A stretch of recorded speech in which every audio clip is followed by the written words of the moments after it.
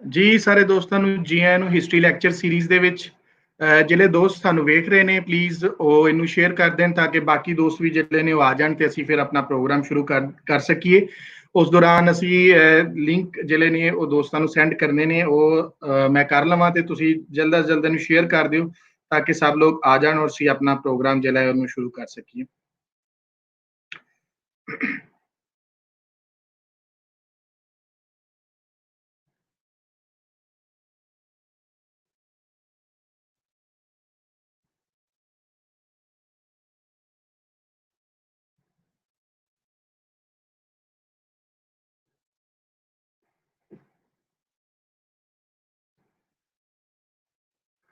ਜੀ ਅੱਜ ਦਾ history lecture series ਦੇ ਹਵਾਲੇ ਨਾਲ ਜਿਹੜਾ ਅੱਜ ਦਾ ਲੈਕਚਰ ਹੈ ਉਹ ਬਹੁਤ ਇੰਪੋਰਟੈਂਟ ਹੈ ਔਰ ਸਾਡੇ ਕੋਲ ਅੱਜ ਸਾਡੇ ਬਹੁਤ ਸੀਨੀਅਰ ਉਸਤਾਦ, ਸਾਡੇ ਬਹੁਤ ਸੀਨੀਅਰ ਰਿਸਰਚਰ ਜਿਹੜੇ ਨੇ ਡਾਕਟਰ ਮਨਜ਼ੂਰ ਇਜਾਜ਼ ਸਾਹਿਬ ਅੱਜ ਸਾਡੇ ਨਾਲ ਨੇ। ਉਹਨਾਂ ਦੇ ਤਾਰਫ ਦਾ ਇੱਕ ਸਮਝ ਲਓ ਕਿ ਪੂਰੇ ਪੰਜਾਬ ਵਿੱਚ, ਪੂਰੀ ਦੁਨੀਆ 'ਚ ਪੰਜਾਬੀ ਦੇ ਹਵਾਲੇ ਨਾਲ, ਫਿਲੋਸਫੀ ਦੇ ਹਵਾਲੇ ਨਾਲ ਸਾਰੇ ਦੋਸਤ ਉਹਨਾਂ ਨੂੰ ਜਾਣਦੇ ਨੇ। ਉਹਨਾਂ ਦੀਆਂ ਬੇਸ਼ੁਮਾਰ ਕਿਤਾਬਾਂ ਜਿਨ੍ਹਾਂ ਦੀ ਮੈਂ ਲਿਸਟ ਵੀ ਲਾ ਦਿੱਤੀ ਸੀ, ਬਹੁਤ ਹੀ ਆਲਾ ਕੰਮ ਉਹਨਾਂ ਦਾ। ਅਸੀਂ ਜਿਹੜੇ ਹੁਣ ਯੰਗ ਲੋਕ ਆ ਜਾਂ ਜਿਹੜੇ ਛੋਟੇ ਜੇ ਪੜ੍ਹਨਾ ਸ਼ੁਰੂ ਕੀਤਾ ਤੇ ਮਨਜ਼ੂਰ ਇਜਾਜ਼ ਸਾਹਿਬ ਦੀਆਂ ਕਿਤਾਬਾਂ ਜਿਹੜੀਆਂ ਨੇ ਸਾਡੇ ਵਾਸਤੇ ਬਹੁਤ ਅਹਿਮ ਨੇ। ਇੱਕ ਰਸਮੀ ਜਿਹੜਾ ਅਸੀਂ ਤਾਰਫ ਲਾ ਵੀ ਦਿੱਤਾ ਸੀ ਫੇਸਬੁੱਕ ਤੇ, ਅਸੀਂ ਥੋੜਾ ਜਿਹਾ ਦੱਸ ਵੀ ਦਿੰਦੇ ਕਿ ਡਾਕਟਰ ਮਨਜ਼ੂਰ ਇਜਾਜ਼ ਸਾਹਿਬ ਇਹਨਾਂ ਦਾ ਮਾਸਟਰਸ ਫਿਲੋਸਫੀ 'ਚ ਪੰਜਾਬ ਯੂਨੀਵਰਸਿਟੀ ਲਾਹੌਰ ਤੋਂ 1970 'ਚ ਉਹਨਾਂ ਨੇ ਕੀਤਾ। ਇਸ ਤੋਂ ਮਗਰੋਂ ਫਿਰ ਉਹ ਪੰਜਾਬ ਯੂਨੀਵਰਸਿਟੀ 'ਚ ਫਿਲੋਸਫੀ ਪੜ੍ਹਾਉਂਦੇ ਰਹੇ 1971 ਤੋਂ ਲੈ ਕੇ 1976 ਤੱਕ। ਇਸ ਤੋਂ ਇਲਾਵਾ ਉਹਨਾਂ ਨੇ ਜਿਹੜੀ ਉਹ ਫਾਊਂਡਰ ਨੇ ਇਹਦੇ, ਉਹਨਾਂ ਨੇ ਬਣਾਏ ਪੰਜਾਬੀ ਅਦਬੀ ਮਰਕਜ਼। ਇਹ 1974 ਤੋਂ ਲੈ ਕੇ 1978 ਤੱਕ ਇਹਨਾਂ ਕੰਮ ਕੀਤਾ। ਫਿਰ ਇਸ ਤੋਂ ਬਾਅਦ ਇਹਨਾਂ ਨੇ PhD ਦੀ ਡਿਗਰੀ ਜਿਹੜੀ ਹੈ ਇਕਨੋਮਿਕਸ ਵਿੱਚ ਹਾਰਵਰਡ ਯੂਨੀਵਰਸਿਟੀ ਵਾਸ਼ਿੰਗਟਨ ਤੋਂ ਕੀਤੀ ਔਰ ਫਿਰ ਉੱਥੇ ਹੀ ਅਮਰੀਕਾ ਦੇ ਵਿੱਚ ਹੀ ਐਜ਼ ਇਕਨੋਮਿਸਟ ਉੱਥੇ ਜੌਬ ਕਰਦੇ, ਜਿਹੜੇ 1990 ਤੋਂ ਲੈ ਕੇ 2011 ਤੱਕ 2011 ਤੱਕ ਉੱਥੇ ਜੌਬ ਕੀਤੀ। ਇਸ ਤੋਂ ਵੱਖ ਮੈਂ ਸਮਝਦਾ ਵਾਂ ਕਿ ਇਸ ਤੋਂ ਵੱਖ ਜਿਹੜਾ ਇਹਨਾਂ ਦਾ ਇੱਕ ਬਹੁਤ ਅਹਿਮ ਕੰਮ ਸੀ ਉਹ ਇਹਨਾਂ ਦੀ ਵੈਬਸਾਈਟ ਸੀ ਵਿਚਾਰ.com। ਔਰ ਬਹੁਤ ਪਹਿਲੇ ਇਹਨਾਂ ਨੇ ਜਿਹੜਾ ਇਹ ਕੰਮ ਕੀਤਾ ਜਿਹਦੇ ਵਿੱਚ ਪੰਜਾਬੀ ਦੇ ਹਵਾਲੇ ਨਾਲ, ਯਾਨੀ ਪੰਜਾਬ ਦੀ ਹਿਸਟਰੀ ਔਰ ਪੰਜਾਬ ਦੀ ਪਬਲੀਕੇਸ਼ਨਸ ਨੂੰ ਇਹ ਕਵਰ ਕਰਦੇ। ਔਰ ਜਿਹੜੇ ਲੋਕ ਉਸ ਟਾਈਮ ਇਹ ਬਹੁਤ ਨਵਾਂ ਕੰਮ ਸੀ ਜਿਹੜਾ ਮਨਜ਼ੂਰ ਇਜਾਜ਼ ਸਾਹਿਬ ਹੋਰਾਂ ਨੇ ਕੀਤਾ ਕਿ ਇੱਕ ਵੈਬਸਾਈਟ ਡਿਵੈਲਪ ਕੀਤੀ ਔਰ ਅੱਜ ਵੀ ਉਹ ਵੈਬਸਾਈਟ ਜਿਹੜੀ ਹੈ ਉਹ ਚੱਲ ਰਹੀ ਹੈ। ਉਹ ਵੀ ਜਨਾਬ ਦੇ ਕ੍ਰੈਡਿਟ ਤੇ ਹੈ। ਸੋ ਮੈਂ ਹੁਣ ਜਿਹੜਾ ਮੇਰੇ ਨਾਲ ਸਟੂਡੀਓ 'ਚ ਮੌਜੂਦ ਨੇ, ਮੈਂ ਹੁਣ ਉਹਨਾਂ ਨੂੰ ਦਾਵਤ ਦਾਂਗਾ ਕਿ ਉਹ ਆਣ ਤੇ ਅੱਜ ਦੇ ਜਿਹੜਾ ਲੈਕਚਰ ਉਹਦੇ ਹਵਾਲੇ ਨਾਲ ਗੱਲ ਕਰਨ। ਜੀ ਸਰ, ਜੀ ਆਇਆਂ ਨੂੰ sir live young historian club ਦੇ। ਬੜੀ ਮਿਹਰਬਾਨੀ ਤੁਹਾਡੀ, ਤੁਸੀਂ ਮੌਕਾ ਦੇ ਰਹੇ ਹੋ ਲੋਕਾਂ ਦੇ ਨਾਲ ਗੱਲ ਕਰਨ ਦਾ, ਦੋਸਤਾਂ ਦੇ ਨਾਲ। ਤੇ ਮੈਂ ਜਿਹੜੀ ਅੱਜ ਗੱਲ ਕਰਨੀ ਹੈ ਉਹ ਇਹ ਹੈ ਕਿ ਪੰਜਾਬੀ ਸੁਸਾਇਟੀ ਦੀ, ਪੰਜਾਬੀ ਸਮਾਜ ਦੀ ਮੁੱਢਲੀ ਬਣਤਰ ਕੀ ਹੈ, ਕੀ ਸੀ, ਔਰ ਮੁੱਢਲੀ ਜਿਹੜੀ ਵਿਚਾਰਧਾਰਾ ਸੀ ਪੰਜਾਬੀ ਸਮਾਜ ਦੇ ਵਿੱਚ ਉਹ ਕੀ ਸੀ, ਇਹ ਮੈਂ ਗੱਲ ਕਰਨੀ ਹੈ। ਮੈਂ ਜਿਹੜਾ ਮੇਰਾ ਮੈਥਡ ਹੈ, ਮੈਂ ਜਿਹੜਾ ਢੰਗ ਨੂੰ ਵਰਤਣਾ ਹੈ ਆਪਣੇ ਦੇਖਣ ਵਾਸਤੇ, ਉਹ ਮਾਦੀ ਔਰ ਸਾਇੰਸੀ ਢੰਗ ਹੈ। ਉਹਦੇ ਨਾਲ ਮੈਂ ਦੇਖਣਾ ਹਰ ਚੀਜ਼ ਨੂੰ, ਉਹਦੇ ਨਾਲ ਹੀ ਮੈਂ ਤਾਰੀਖ ਦੇ ਮੁਖਤਲਿਫ ਵਾਕਿਆਤ ਨੂੰ, ਲਿਟਰੇਚਰ ਨੂੰ, ਬਾਕੀ ਚੀਜ਼ਾਂ ਨੂੰ ਵੇਖਣਾ। ਤੇ ਇਹ ਜਿਹੜਾ ਸਾਇੰਸ ਕੀ ਹੁੰਦੀ ਆ, ਸਾਇੰਸੀ ਨਜ਼ਰੀਆ ਕੀ ਹੁੰਦਾ ਹੈ, ਸਾਇੰਸੀ ਥਿਊਰੀ ਕਿਵੇਂ ਬਣਦੀ ਹੈ, ਇਹਦੇ ਬਾਰੇ ਵਿੱਚ ਮੇਰੀ ਜਿਹੜੀ ਕਿਤਾਬ ਹੈ ਐਪਿਸਟਮੋਲੋਜੀ ਆਫ ਡਿਵੈਲਪਮੈਂਟ ਇਕਨੋਮਿਕਸ, ਉਹਦੇ ਵਿੱਚ ਕਈ ਚੈਪਟਰ ਹੈ ਨੇ ਜਿਨ੍ਹਾਂ 'ਚ ਮੈਂ ਡਿਸਕਸ ਕੀਤਾ ਹੈ ਕਿ ਕਿਹੜੀ ਚੀਜ਼, ਕਿਹੜੀ ਥਿਊਰੀ ਕਿਵੇਂ ਸਾਇੰਟਿਫਿਕ ਹੁੰਦੀ ਹੈ ਤੇ ਕਿਹੜੀ ਥਿਊਰੀ ਕਿਵੇਂ ਸਾਇੰਟਿਫਿਕ ਨਹੀਂ ਹੁੰਦੀ।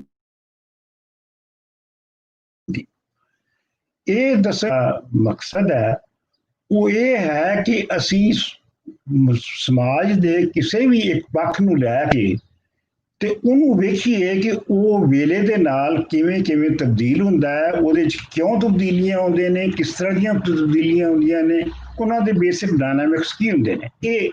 ਇਹ ਮੁੱਢਲਾ ਜਿਹੜਾ ਹੈ ਉਹ ਮਕਸਦ ਹੈ ਵੇਖਣ ਦਾ। ਇਹਦੀ ਮੈਂ ਤੁਹਾਨੂੰ ਮਿਸਾਲ ਮਸਲ ਦਿੰਦਾ, ਇਹਨੂੰ ਇਸ ਗੱਲ ਨੂੰ ਸਮਝਣ ਲਈ ਇੱਕ ਮੈਂ ਤੁਹਾਨੂੰ ਮੋਟੀ ਜੀ ਮਿਸਾਲ ਦਿੰਦਾ। ਮਿਸਾਲ ਦੇ ਤੌਰ ਤੇ ਹੀਰ ਰਾਂਝੇ ਦਾ ਕਿੱਸਾ ਹੈ। ਹੀਰ ਰਾਂਝੇ ਦਾ ਕਿੱਸਾ ਜਿਹੜਾ ਹੈ ਉਹ ਸ਼ਾਹ ਹੁਸੈਨ ਦੀ ਸ਼ਾਇਰੀ 'ਚ 16ਵੀਂ ਸਦੀ 'ਚ ਇੱਕ ਰਮਜ਼ ਦੇ ਤੌਰ ਤੇ ਆਉਂਦਾ ਹੈ। ਉਹਦਾ ਅਜੇ ਸਮਾਜੀ ਲਿਬਾਸ ਨਹੀਂ ਬਣਿਆ। ਫਿਰ ਅਸੀਂ ਦੇਖਦੇ ਹਾਂ ਕਿ ਉਹ ਦਮੋਦਰ ਦਾਸ ਜਿਹੜਾ ਹੈ ਉਹਦੀ ਵਿੱਚ ਹੀਰ ਰਾਂਝੇ ਦੇ ਕਿੱਸਾ ਲਿਖਿਆ ਜਾਂਦਾ ਹੈ ਔਰ ਇੱਕ ਖਾਸ ਤਰੀਕੇ ਨਾਲ ਲਿਖਿਆ ਜਾਂਦਾ ਹੈ। ਫਿਰ ਅਸੀਂ ਦੇਖਦੇ ਹਾਂ ਕਿ 18ਵੀਂ ਸਦੀ 'ਚ ਵਾਰਿਸ ਸ਼ਾਹ ਜਿਹੜੇ ਨੇ ਉਹ ਉਸ ਕਿੱਸੇ ਨੂੰ ਲਿਖਦੇ ਨੇ। ਹੁਣ ਵੇਖਣਾ ਇਹ ਹੈ, ਅਸੀਂ ਚੈਰੀ ਪਿਕਿੰਗ ਨਹੀਂ ਕਰ ਸਕਦੇ ਕਿ ਅਸੀਂ ਇੱਕ ਕਰੈਕਟਰ ਨੂੰ ਇੱਕ ਸਦੀ ਤੋਂ ਚੁੱਕ ਕੇ ਤੇ ਅਗਲੀ 2 ਸਦੀਆਂ ਦੇ ਕਰੈਕਟਰ ਦੇ ਨਾਲ ਜਿਹੜਾ ਉਹ ਕੰਪੇਅਰ ਕਰਨਾ ਸ਼ੁਰੂ ਕਰ ਦਈਏ। ਇਵੇਂ ਨਹੀਂ ਦਿਖਿਆ ਜਾਂਦਾ, ਬਲਕਿ ਅਸੀਂ ਇੰਜ ਦੇਖਦੇ ਹਾਂ ਕਿ ਮਿਸਾਲ ਦੇ ਤੌਰ ਦੇ ਉੱਤੇ ਦਮੋਦਰ ਦਾਸ ਦੀ ਹੀਰ ਦੇ ਵਿੱਚ ਹੀਰ ਜਿਹੜੀ ਹੈ ਉਹ ਲੜਾਕਾ ਕਿਉਂ ਹੈ ਔਰ ਵਾਰਿਸ ਸ਼ਾਹ ਤੱਕ ਆਉਂਦਿਆਂ 18ਵੀਂ ਸਦੀ ਤੱਕ ਉਹ ਕੁਰੋਕੀ ਕਿਉਂ ਹੋ ਗਈ। ਦੂਜੀ ਮਿਸਾਲ ਦੇ ਤੌਰ ਦੇ ਉੱਤੇ ਦਮੋਦਰ ਦਾਸ ਦੀ ਜਿਹੜੀ ਕਹਾਣੀ ਹੈ ਉਹ ਇੱਕ ਸੁਪਨੇ ਤੋਂ ਸ਼ੁਰੂ ਹੁੰਦੀ ਹੈ। ਰਾਂਝੇ ਨੂੰ ਸੁਪਨਾ ਆਉਂਦਾ ਤੇ ਉਹ ਉਧਰ ਨੂੰ ਸੁਪਨਾ ਵੀ ਨਹੀਂ ਆਉਂਦਾ, ਬਲਕਿ ਉਹ ਨੱਠ ਕੇ ਜਾਂਦਾ ਹੈ ਆਪਣੀ ਸਾਜ਼ਿਸ਼ ਤੋਂ, ਤੇ ਉਹਨੂੰ ਵਾਰਿਸ ਸ਼ਾਹ ਇੱਕ ਇਕਨੋਮਿਕ ਝਗੜੇ ਤੋਂ, ਜ਼ਮੀਨ ਦੇ ਝਗੜੇ ਤੋਂ ਸ਼ੁਰੂ ਕਰਦਾ ਹੈ। ਇਹ ਕਿਉਂ ਹੁੰਦਾ ਹੈ? ਫਿਰ ਵਾਰਿਸ ਸ਼ਾਹ ਜਿਹੜਾ ਹੈ ਉਹ ਹਰ ਥਾਂ ਦੇ ਉੱਤੇ ਮੁਖਤਲਿਫ ਕਰੈਕਟਰ ਦਾ ਟਕਰਾਅ ਵਿਖਾਉਂਦਾ ਹੈ। ਮਿਸਾਲ ਦੇ ਤੌਰ ਤੇ ਮੁੱਲਾਂ ਦਾ ਕਿਰਦਾਰ ਹੈ, ਮੁੱਲਾਂ ਦਾ ਕਿਰਦਾਰ ਜਿਹੜਾ ਉਹ ਦਮੋਦਰ ਦਾਸ ਵਿੱਚ ਨਹੀਂ ਹੈ, ਉਹ ਵਾਰਿਸ ਸ਼ਾਹ ਵਿੱਚ ਹੈ ਔਰ ਪੂਰਾ ਕਿਰਦਾਰ ਹੈ। ਇਸੇ ਤਰੀਕੇ ਦੇ ਨਾਲ ਤੁਸੀਂ ਦੇਖਦੇ ਹੋ ਕਿ ਦਮੋਦਰ ਦਾਸ ਦੇ ਵਿੱਚ ਹਰ ਮੋੜ ਦੇ ਉੱਤੇ ਕੋਈ ਮੋਜ਼ਾ ਹੁੰਦਾ ਹੈ, ਕੋਈ ਨਾ ਕੋਈ ਕਰਾਮਤ ਹੁੰਦੀ ਹੈ। ਉਸ ਕਰਾਮਤ ਰਾਹੀਂ ਹੀਰ ਤੇ ਰਾਂਝਾ ਜਿਹੜੇ ਨੇ ਉਹ ਬਚ ਜਾਂਦੇ ਨੇ ਔਰ ਅਖੀਰ ਵੀ ਕਰਾਮਤ ਦੇ ਉੱਤੇ ਖਤਮ ਹੁੰਦੀ ਹੈ ਕਿ ਕਰਾਮਤ ਦੇ ਨਾਲ ਹੀ ਉਹ ਗਾਇਬ ਹੋ ਜਾਂਦੇ ਨੇ। ਲੇਕਿਨ ਵਾਰਿਸ ਸ਼ਾਹ ਦੇ ਵਿੱਚ ਕਰਾਮਤਾਂ ਨਹੀਂ ਹੁੰਦੀਆਂ। ਉਹ 5 ਪੀਰ ਤੇ ਜੋਗੀ ਦਾ ਕਰੈਕਟਰ ਲਿਆਉਂਦਾ ਹੈ, ਲੇਕਿਨ ਉਹ ਇਹ ਨਹੀਂ ਵਿਖਾਉਂਦਾ ਕਿ ਉਹ ਜਾਂ ਤੇ 5 ਪੀਰਾਂ ਦੀ ਦੁਆ ਦੇ ਕੋਈ ਹੁੰਦੀ ਜਾਂ ਉਹਨਾਂ ਜਾਂ ਜੋਗੀ ਦੇ ਦੁਆ ਦੇਣ ਦੇ ਨਾਲ ਕਾਮਯਾਬੀ ਹੁੰਦੀ ਹੈ। ਹੁੰਦਾ ਉਹੀ ਹੈ ਜੋ ਸਮਾਜ ਦੇ ਚੱਲਣ ਦੇ ਮੁਤਾਬਕ ਸੀ। ਯਾਨੀ ਕਿ ਜਿਵੇਂ ਸਮਾਜ ਨੇ 2 ਆਸ਼ਿਕਾਂ ਨੂੰ ਨਹੀਂ ਸੀ ਮੰਨਣਾ, ਇੱਕ ਉਤਲੀ ਜ਼ਾਤ ਤੇ ਇੱਕ ਥੱਲੜੀ ਜ਼ਾਤ ਦੇ, ਔਰ ਉਹਨਾਂ ਦਾ ਅਖੀਰ ਜਿਹੜਾ ਹੈ ਉਹ ਟ੍ਰੈਜਿਕ ਹੋਣਾ ਸੀ।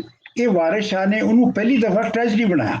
ਸੋ ਮਤਲਬ ਇਹ ਹੈ ਕਿ ਮੈਂ ਤੁਹਾਨੂੰ ਇੱਕ ਦੱਸਣਾ ਚਾਹੁੰਦਾ ਹਾਂ ਕਿ ਜਿਹੜੀ 16ਵੀਂ ਸਦੀ ਤੋਂ ਲੈ ਕੇ 18ਵੀਂ ਸਦੀ ਤੱਕ ਇੱਕ ਹੀ ਕਹਾਣੀ ਜਿਹੜੀ ਹੈ ਉਹਦੇ ਵਿੱਚ ਕਿਵੇਂ ਕਿਵੇਂ ਇਰਤਕਾ ਹੋਇਆ ਹੈ ਕਿਰਦਾਰਾਂ ਦਾ ਔਰ ਕਿਵੇਂ ਕਿਵੇਂ ਵਾਕਿਆਤ ਦਾ ਇਰਤਕਾ ਹੋਇਆ ਹੈ। ਇਹ ਤਰੀਕਾ ਹੈਗਾ ਮੇਰਾ ਦੇਖਣ ਦਾ ਚੀਜ਼ਾਂ ਨੂੰ। ਇਹਦੇ ਵਿੱਚ ਮੈਂ ਥੋੜੀ ਜਿਹੀ ਗੱਲ ਇਹ ਕਰਨਾ ਚਾਹੁੰਦਾ ਕਿ ਮੇਰਾ ਆਪਣਾ ਵੀ ਇੱਕ ਲੰਮਾ ਸਫ਼ਰ ਹੈ ਇੱਥੋਂ ਤੱਕ ਪਹੁੰਚਣ ਦਾ। ਮੈਂ ਖੁਸ਼ਕਿਸਮਤ ਸਾਂ ਕਿ ਬਚਪਨ ਵਿੱਚ ਸਾਡੇ ਘਰ ਵਿੱਚ ਕਲਾਸੀਕਲ ਲਿਟਰੇਚਰ ਰੋਜ਼ ਪੜ੍ਹਿਆ ਜਾਂਦਾ ਸੀ ਔਰ ਮੈਂ ਬਜ਼ੁਰਗਾਂ ਦੀਆਂ ਤਫਸੀਰਾਂ ਵੀ ਸੁਣਦਾ ਸਾਂ। ਫਿਰ ਜਦੋਂ 70 ਦੇ ਵਿੱਚ 68 ਦੇ ਵਿੱਚ ਲਾਹੌਰ ਆਏ ਤੇ ਤਰੱਕੀ ਪਸੰਦ ਤਹਿਰੀਕ ਦੇ ਨਾਲ ਜੁੜੇ, ਤੇ ਫਿਰ ਇਹ ਸਮਝ ਆਈ ਕਿ ਜਿਹੜੀ ਲੋਕਾਂ ਦੇ ਹੱਕ ਨੇ ਉਹਨਾਂ ਵਿੱਚ ਬਾਕੀ ਹੱਕਾਂ ਦੇ ਨਾਲ ਨਾਲ ਜ਼ਬਾਨ ਦਾ ਹੱਕ ਵੀ ਜਿਹੜਾ ਹੈ ਉਹ ਉਨਾ ਹੀ ਜ਼ਰੂਰੀ ਹੈ ਜਿੰਨੇ ਬਾਕੀ ਹੱਕ ਨੇ। ਤੇ ਜਦੋਂ ਮੈਂ ਪੜ੍ਹਾਉਂਦਾ ਸਾਂ ਉੱਥੇ ਪੰਜਾਬ ਯੂਨੀਵਰਸਿਟੀ 'ਚ ਫਲਸਫਾ, ਤੇ ਮੈਂ ਉਦੋਂ ਵੀ 2 ਥੀਸਿਸ ਜਿਹੜੇ ਨੇ ਪੰਜਾਬੀ ਸ਼ਾਇਰਾਂ ਤੇ ਕਰਵਾਏ ਸਨ। 2 ਕੁੜੀਆਂ ਨੇ ਕੀਤੇ ਸਨ, ਇੱਕ ਵਾਰਿਸ ਸ਼ਾਹ ਤੇ ਸੀ ਤੇ ਇੱਕ ਬੁੱਲੇ ਸ਼ਾਹ ਤੇ ਸੀ। ਤੇ ਉਹ ਉਦੋਂ ਤੋਂ ਮੇਰੀ ਜਿਹੜੀ ਹੈ ਉਹ ਇਹ ਤਲਾਸ਼ ਜਾਂ ਇਹ ਕਾਢ ਜਿਹੜੀ ਹੈ ਇਹ ਜਾਰੀ ਹੈ। ਫਿਰ ਅਸੀਂ ਆਪਣਾ ਨਜਮ ਹੁਸੈਨ ਸੀਰ ਸਾਹਿਬ ਨੂੰ ਸੱਦਿਆ ਕਿ ਤਾਰੀਖ ਪੜ੍ਹਾਉਣ ਸੰਗਤ ਸ਼ੁਰੂ ਹੋਈ। ਯੂਨੀਵਰਸਿਟੀ ਦੇ ਵਿੱਚ ਚੱਲ ਨਾ ਸਕੀ ਕਿਉਂਕਿ ਉਹ ਸਾਨੂੰ ਜਗ੍ਹਾ ਨਹੀਂ ਸੀ ਦਿੰਦੇ। ਫਿਰ ਉਹ ਜਿਹੜੀ ਸੰਗਤ ਸੀ ਸ਼ਾਹ ਜੀ ਨਜਮ ਹੁਸੈਨ ਸੀਰ ਸਾਹਿਬ ਦੇ ਘਰ ਚਲੀ ਗਈ ਤੇ ਉਹ ਮਾਸ਼ਾਅੱਲਾ ਹੁਣ ਤੱਕ ਚੱਲ ਰਹੀ ਹੈ ਔਰ ਉਹਦੇ ਵਿੱਚ ਬਹੁਤ ਕੁਝ ਲੋਕਾਂ ਸਿੱਖਿਆ ਹੈ। ਮੈਂ ਆਪ ਵੀ ਸੀਰੀਅਸਲੀ ਪਹਿਲੀ ਵਾਰੀ ਸ਼ਾਹ ਹੁਸੈਨ ਨੂੰ ਬਹੁਤ ਸੀਰੀਅਸਲੀ ਉੱਥੋਂ पढ़ना शुरू किया सी। फिर जो मैं अमरीका आया तो मैनू ये समझ आई कि जी मेरे इलम के थोड़ हैगी है वो ये हैगी है कि मैनू इकनॉमिक्स नहीं आती, क्योंकि इकनॉमिक्स जी है जर्मन फिलासफी और वर्ल्ड हिस्टरी और जी इकनॉमिक्स है ये मादी नज़रिए समझने लिए बहुत बुनियादी शर्तां ने। ਉਹਦੀ मैं ਤੁਹਾਨੂੰ इंज भी अहमियत दस सकना है कि ਜਿਹੜਾ ਕਾਰਲ ਮਾਰਕਸ ਸੀਗਾ ਉਹ ਜਦੋਂ अपने आखिरी 10 सालों बहुत नाकाम मुख्तलिफ तहरीकों चलाइया उन्होंने नाकाम हो गई सन, तो फिर उन्हें पहली बारी सीरीयसली जी ब्रिटिश इकनॉमिक्स है उन्होंने 10 साल पढ़ के तो फिर उन्हें दास कैपिटल लिखी सी। असी अग्री करिए या ना करिए, लेकिन मतलब है कि समाज के मादी नज़रिए समझने लिए ये शर्तां जड़ियां ने ये लाजमी ने। हुण मैं जिहड़ा है वो अपने तौर दे उत्ते पहले हीर वारिस शाह दा कीता 5 जिल्दां दे विच ओदी इंटरप्रिटेशन कीती, फिर बुल्ले शाह दी कीती, फिर मैं पंजाब दी मैं समझिया कि पंजाब दी तारीख समझे तो बगैर जिहड़ा ये गल पूरी समझ नहीं आएगी। फिर मैं पंजाब दी जिहड़ी है वो तारीख ओदी फोला फादी कीती तो ओदे ते किताब लिखी तुसीं वेखी है। उस किताब नूं लिखण दे दौरान ही मेरे सामने जिहड़ा वो पंजाबी लैंग्वेज का सवाल आया कि पंजाबी लैंग्वेज का मुੱਢ की हैगा और वो कित्थों आई है, तो ਉਹਦੇ ਤੇ फिर मैं काट कढ़ के ते वो linguistic folly of the subcontinent लिखी, जिहदे मैं साबित ये कीता कि पंजाबी जिहड़ी है वो ना तो संस्कृत विचों निकली है ना और ना ही फारसी विचों निकली है, वो ओदियां जड़ां जड़ियां ने किसी दूसरी थां दे ने। ते इस तरह फिर मैं वो एक उस नज़रिए नूं साबित करन लई कि ਇਹਦੀ ਜਿਹੜੀ ਜੁੜਤ ਹੈ ਪੰਜਾਬੀ ਦੀ ਉਹ ਇੱਕ ਵੱਡੀ ਜ਼ਬਾਨ ਜਿਹਨੂੰ ਕਿ ਜ਼ਬਾਨ ਐਕਸ ਕਹਿੰਦੇ ਨੇ ਇਸ ਇਲਾਕੇ ਦੇ ਵਿੱਚ ਜਿਹੜੀ ਸੀਗੀ ਉਹਦੇ ਨਾਲ ਹੈ, ਤੇ ਉਹਦੇ ਚ ਫਿਰ ਮੈਂ ਜਿਹੜਾ ਹੈ ਆਸਟ੍ਰੋ ਏਸ਼ੀਆਟਿਕ ਜਿਹੜੀਆਂ ਲੈਂਗੁਏਜਸ ਸਨ ਉਹਨਾਂ ਦਾ ਪੰਜਾਬੀ ਦੇ ਨਾਲ ਲਫ਼ਜ਼ਾਂ ਦਾ ਮੈਚ ਕੀਤਾ। ਲੇਕਿਨ मैं अपने दोस्तों को ये यकीन दिलाना चाहना कि मैं सिर्फ लफ्ज़ों का मैच नहीं किया, बल्कि जे वो मेरी लिंग्विस्टिक वाली किताब देखन तो मैं जिहड़े जिन्ने भी मॉडर्न लिंग्विस्टिक्स के रूल सन उन्होंने पढ़ के उन्होंने अप्लाई किया और उहदे हिसाब नाल फिर मैं साबित किया है कि ये संस्कृत या किसी संस्कृत चों भी नहीं निकली और ये साउथ की जिहड़ी तमिल और बाकी है उन्होंने नाल भी इसका कोई तल्लक नहीं है। ये एक वक्री जबान सी जिहड़ी कि अपने तौर दे उत्ते जिहदे चों बहुत सारियां जबानां निकलियां ने जिन्हों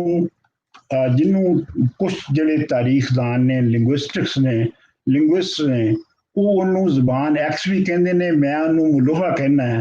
ਉਹਦੀ मैं वजह हुणे तुहानूं दसांगा कि मैं उन्होंने मलोहा क्यों कहना है। पंजाब के बारे च हिंदुस्तान के बारे च काढ़ जिहड़ी है वो काफ़ी जिहड़ी वैस्ट विच ही हुई है सारी, ये उन्होंने क्रेडिट जाता है। लेकिन ਉਹਦੇ ਚ मसला ये हैगा है कि ਉਹਨਾਂ ਦੀ ਜਿਹੜੀ ਕਾਢ ਹੋਈ ਉਹ ਹੜੱਪਾ ਸਿਵਲਾਈਜੇਸ਼ਨ ਦੀ ਪੂਰੀ ਜਿਹੜੀ ਖੁਦਾਈ ਹੈ ਉਸ ਤੋਂ ਪਹਿਲੋਂ ਤੱਕ ਦੀ ਹੈ। ਉਹਨਾਂ ਨੇ ਹੜੱਪਾ ਸਿਵਲਾਈਜੇਸ਼ਨ ਦੀ ਕਾਢ ਦੇ ਜਿਹੜੀ ਖੁਦਾਈਆਂ ਦੇ ਵਿੱਚ ਜਿਹੜੀਆਂ ਚੀਜ਼ਾਂ ਸਾਹਮਣੇ ਆਈਆਂ ਉਹਨਾਂ ਨੂੰ ਅਜੇ ਤੱਕ ਵੀ कारपोरेट नहीं किया। और कार्ल मार्क्स और हेगल और ये जेडे सारे सन इन्हां दे जमाने तक ते ये जिहड़ी हड़प्पा तहजीब है ये खुदाई भी नहीं सी हुई, इस वास्ते उन्होंने पता भी नहीं सी लग सकता कि इहदी जिहड़ी हड़प्पे सिविलाइजेशन दी जिहड़ियां कंडीशनस ने और जो कुछ मिलिया है उन्हां दे हिसाब नाल की गल कीती जाए ते की गल ना कीती जाए।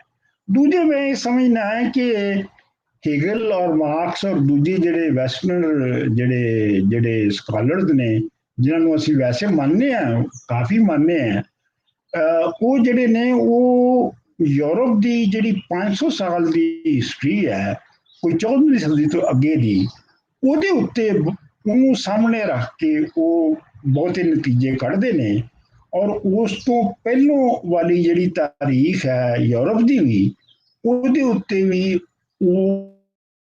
ਉਹਨੂੰ ਚੀਨ ਦੀ ਤਹਿਜ਼ੀਬ ਨਾਲ ਜਾਂ हिंदुस्तान की तहजीब नाल ਉਹਦਾ ਕੋਈ ਮੈਚ ਕਰਕੇ ਨਹੀਂ ਦੇਖਦੇ।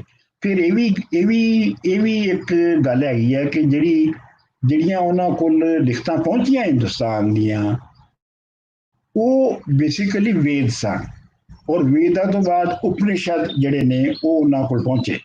ਇਸ ਲਈ ਉਹਨਾਂ ਦੀ ਜਿਹੜੀ ਸਾਰੀ ਜਿਹੜੀ ਕਾਢ ਸੀਗੀ, ਸਾਰਾ ਜਿਹੜਾ ਇਲਮ ਸੀ, ਉਹ ਵੇਦਾਂ ਔਰ ਉਪਨਿਸ਼ਦ ਦੇ ਉੱਤੋਂ ਬਣਿਆ ਸੀ। ਉਹਨਾਂ ਦੇ ਸਾਹਮਣੇ ਜਿਹੜੇ ਬਾਕੀ ਇੱਥੇ ਦੇ ਵਿਚਾਰ ਸਨ, ਜਿਹੜੀ ਲੋਕ ਆਇਤਾ ਦੇ ਔਰ ਦੂਜੇ ਜਿਹੜੇ ਮਟੀਰੀਅਲਿਸਟ ਵਿਚਾਰ ਸਨ, ਜਿਹੜੇ ਇੱਥੇ ਪਾਏ ਜਾਂਦੇ ਸਨ, ਉਹਨਾਂ ਦੇ ਬਾਰੇ 'ਚ ਉਹਨਾਂ ਨੂੰ ਕੋਈ ਇਲਮ ਨਹੀਂ ਸੀ ਹੈਗਾ। ਇਸ ਵਾਸਤੇ ਉਹਨਾਂ ਨੇ ਉਹਦੇ ਹਿਸਾਬ ਨਾਲ ਹੀ ਨਤੀਜੇ ਕੱਢੇ ਔਰ ਉਹਦੇ ਹਿਸਾਬ ਨਾਲ ਹੀ ਆਪਣੀ ਰਿਸਰਚ ਕੀਤੀ, ਔਰ ਤਾਂ ਹੀ ਉਹਨਾਂ ਨੇ ਉਹਨਾਂ ਵੇਦਾਂ ਦੀ ਬੁਨਿਆਦ ਦੇ ਉੱਤੇ ਹੀ ਇਹ ਕਨਕਲੂਡ ਵੀ ਕਰ ਲਿਆ ਕਿ ਇਹੋ ਹੀ ਜ਼ਬਾਨ ਸੀਗੀ ਇਸ ਇਲਾਕੇ ਦੀ, ਔਰ ਇਹਦੇ ਵਿੱਚੋਂ ਹੀ ਬਾਕੀ ਸਾਰੀਆਂ ਜ਼ਬਾਨਾਂ ਨਿਕਲੀਆਂ ਨੇ, ਜਿਹੜੀ ਕਿ ਗੱਲ ਬੁਨਿਆਦੀ ਤੌਰ ਦੇ ਉੱਤੇ ਦਰੁਸਤ ਨਹੀਂ ਹੈ। ਹੁਣ ਅਸੀਂ ਆਉਂਦੇ ਹਾਂ ਪੰਜਾਬ ਦੀ ਜਿਹੜੀ ਸਮਾਜੀ ਬਣਤਰ ਹੈ ਉਹ ਕਿਵੇਂ ਸ਼ੁਰੂ ਹੋਈ ਔਰ ਕਿਉਂ ਇੱਥੇ ਉਹ ਸ਼ੁਰੂ ਹੋਈ। ਉਹਦੇ ਵਿੱਚ ਮੈਂ ਇਹ ਜ਼ਿਕਰ ਕਰਦਾ ਜਾਵਾਂ ਕਿ ਸਾਰੇ ਲੋਕ ਜਿਹੜੇ ਨੇ ਉਹ ਅਫਰੀਕਾ ਤੋਂ ਨਿਕਲ ਕੇ ਦੁਨੀਆ 'ਚ ਫੈਲੇ ਨੇ। 70,000 ਸਾਲ ਪਹਿਲੇ ਇਨਸਾਨ ਜਿਹੜਾ ਹੈ ਉਹ ਅਫਰੀਕਾ 'ਚੋਂ ਨਿਕਲਿਆ। 65,000 ਸਾਲ ਪਹਿਲੇ ਉਹ ਪੰਜਾਬ ਦੇ ਜਾਂ ਬਲੋਚਿਸਤਾਨ ਦੇ ਇਲਾਕੇ ਮਹਿਰਗੜ੍ਹ ਦੇ ਵਿੱਚ ਆ ਕੇ ਉਹਨਾਂ ਨੇ ਪਹਿਲੀ ਆਪਣੀ ਬਸਤੀ ਬਣਾਈ। ਲੇਕਿਨ ਇਹ ਜਿਹੜੀ ਮਹਿਰਗੜ੍ਹ ਦੀ ਜਿਹੜੀ ਤਹਿਜ਼ੀਬ ਸੀਗੀ, ਇਹਦੇ ਵਿੱਚ ਜਿਹੜੇ ਜਾਨਵਰ ਨੇ ਉਹਨਾਂ ਨੂੰ ਪਾਲਤੂ ਬਣਾ ਲਿੱਤਾ ਗਿਆ ਸੀ, ਔਰ ਖੇਤੀਬਾੜੀ ਵੀ ਸ਼ੁਰੂ ਹੋ ਗਈ ਸੀ, ਕਿਉਂਕਿ ਉੱਥੋਂ ਕੁਝ ਕਬਰਾਂ ਦੇ ਵਿੱਚੋਂ ਕਪਾਹ ਦੀਆਂ ਫੁੱਟੀਆਂ ਦੀ ਵੀ ਜਿਹੜੀ ਹੈ ਉਹ ਦੱਸ ਪੈਂਦੀ ਹੈ। ਖੈਰ ਇਹ ਜਿਹੜੀ ਤਹਿਜ਼ੀਬ ਸੀ ਇਹ ਤਬਾਹ ਹੋ ਗਈ। ਕਿਵੇਂ ਤਬਾਹ ਹੋਈ ਉਹਦੇ ਬਾਰੇ ਕੁਝ ਪਤਾ ਨਹੀਂ ਲੱਗਦਾ, ਲੇਕਿਨ ਉਸ ਤੋਂ ਬਾਅਦ ਉਹ ਜਿਹੜੀ ਤਹਿਜ਼ੀਬ ਸੀ ਉਹ ਹੜੱਪਾ ਸਿਵਿਲਾਈਜੇਸ਼ਨ ਅਸੀਂ ਇਸ ਲਈ ਕਹਿੰਦੇ ਹਾਂ ਕਿ ਸਭ ਤੋਂ ਪਹਿਲੇ ਖੁਦਾਈ ਹੜੱਪਾ ਦੀ ਹੋਈ ਸੀ, ਔਰ ਹਾਲਾਂਕਿ ਵੱਡਾ ਸ਼ਹਿਰ ਜਿਹੜਾ ਉਹ ਮੋਹਨਜੋਦਾੜੋ ਸੀ, ਹੜੱਪਾ ਸ਼ਹਿਰ ਦੀ ਆਬਾਦੀ 30,000 ਸੀ, ਮੋਹਨਜੋਦਾੜੋ ਦੀ ਆਬਾਦੀ 40,000 ਸੀ। ਖੈਰ ਮਤਲਬ ਇਹ ਹੈ ਕਿ ਜਿਹੜੀ ਹੜੱਪਾ ਦੇ ਵਿੱਚ ਆ ਕੇ ਤਹਿਜ਼ੀਬ ਬਣੀ, ਇਹ 1900 ਕਬਲ ਮਸੀਹ ਤੱਕ ਰਹੀ। ਅੱਛਾ, ਹੁਣ ਇਹ ਜਿਹੜੀ ਤਹਿਜ਼ੀਬ ਹੈ ਇਹਦੇ ਵਿੱਚ ਤੁਸੀਂ ਅਗਰ ਦੇਖੋ ਹੜੱਪੇ ਦੀ ਸਮਾਜ ਦੀ ਜਿਹੜੀ ਹਿਸਟਰੀ ਹੈ, ਤਾਂ ਉਹਦੇ ਕੁਝ ਕਰੈਕਟਰਿਸਟਿਕਸ ਨੇ। ਇੱਕ ਤੇ ਇਹ ਹੈ ਕਿ ਹੜੱਪੇ ਦੇ ਵਿੱਚ ਜੇ ਵੱਡੇ ਸ਼ਹਿਰਾਂ 'ਚ ਹੋਣ ਤੋਂ ਸਾਨੂੰ ਇਹ ਪਤਾ ਲੱਗਦਾ ਹੈ ਕਿ ਉਸ ਵੇਲੇ ਜਿਹੜੀ ਐਗਰੀਕਲਚਰਲ ਵਾਈ ਬੀਜੀ ਦੇ ਵਿੱਚ ਵਾਧੂ ਪੈਦਾਵਾਰ, ਸਰਪਲਸ ਪੈਦਾਵਾਰ ਪੈਦਾ ਹੋ ਰਹੀ ਸੀ, ਕਿਉਂਕਿ ਜਿੰਨਾ ਚਿਰ ਤੱਕ ਸਰਪਲਸ ਪੈਦਾ ਨਾ ਹੋਵੇ ਉਹਨਾਂ ਚਿਰ ਤੱਕ ਸ਼ਹਿਰਾਂ ਨੂੰ ਪਾਲਿਆ ਨਹੀਂ ਜਾ ਸਕਦਾ। ਸ਼ਹਿਰ ਪਲਦੇ ਹੀ ਉਦੋਂ ਨੇ ਜਦੋਂ ਉਹਨਾਂ ਦੇ ਇਰਦ ਗਿਰਦ ਦੂਸਰੀ ਪੈਦਾਵਾਰੀ ਤਾਕਤਾਂ ਜਿਹੜੀਆਂ ਉਹ ਕੰਮ ਕਰ ਰਹੀਆਂ ਹੋਣ। ਅੱਛਾ, ਫਿਰ ਜੇ ਦੂਸਰੀ ਪੈਦਾਵਾਰ ਹੋ ਰਹੀ ਹੈ ਸ਼ਹਿਰਾਂ ਤੋਂ ਬਾਹਰ, ਤੇ ਫਿਰ ਉਹ ਸ਼ਹਿਰਾਂ ਤੱਕ ਉਪੜਾਉਣ ਲਈ ਕਾਰੋਬਾਰੀ ਤਬਕੇ ਦਾ ਵੀ ਹੋਣਾ ਜ਼ਰੂਰੀ ਹੈ।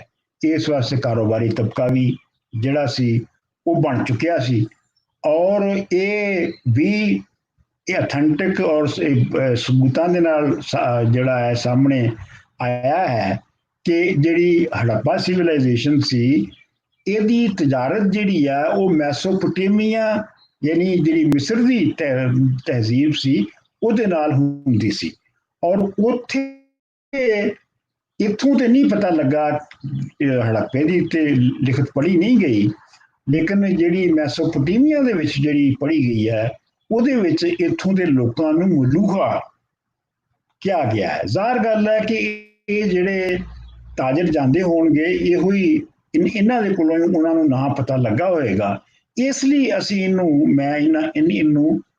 ਮਲੂਹਾ ਦਾ ਨਾਂ ਦਿੰਨਾ ਹੈ। ਵੈਸੇ ਇਹਦੇ ਚ ਮਜ਼ੇਦਾਰ ਗੱਲ ਇਹ ਵੀ ਹੈਗੀ ਹੈ ਕਿ ਜਿਹੜਾ ਆਪਣਾ ਜਿਹੜੀ ਤਜਾਰਤ ਸੀ, ਜਹਾਜ਼ ਜਿਹੜੇ ਸਨ ਉਹ ਕੰਢੇ ਤੇ ਦਰਿਆ ਸਮੁੰਦਰ ਦੇ ਕੰਢੇ ਤੇ ਚੱਲਦੇ ਸਨ, ਤੇ ਜਦੋਂ ਉਹ ਤੂਫਾਨ ਆ ਕੇ ਤੇ ਉਹ ਸਮੁੰਦਰ ਦੇ ਬਹੁਤ ਵਿਚਕਾਰ ਚਲੇ ਜਾਂਦੇ ਸਨ, ਤੇ ਫਿਰ ਉਹਨਾਂ ਨੂੰ ਕਿਨਾਰਾ ਨਹੀਂ ਸੀ ਲੱਭਦਾ ਸਮੁੰਦਰ ਦਾ, ਤੇ ਉਹ ਫਿਰ ਕਿਨਾਰਾ ਲੱਭਣ ਲਈ ਕਾਂ ਛੱਡਦੇ ਸਨ।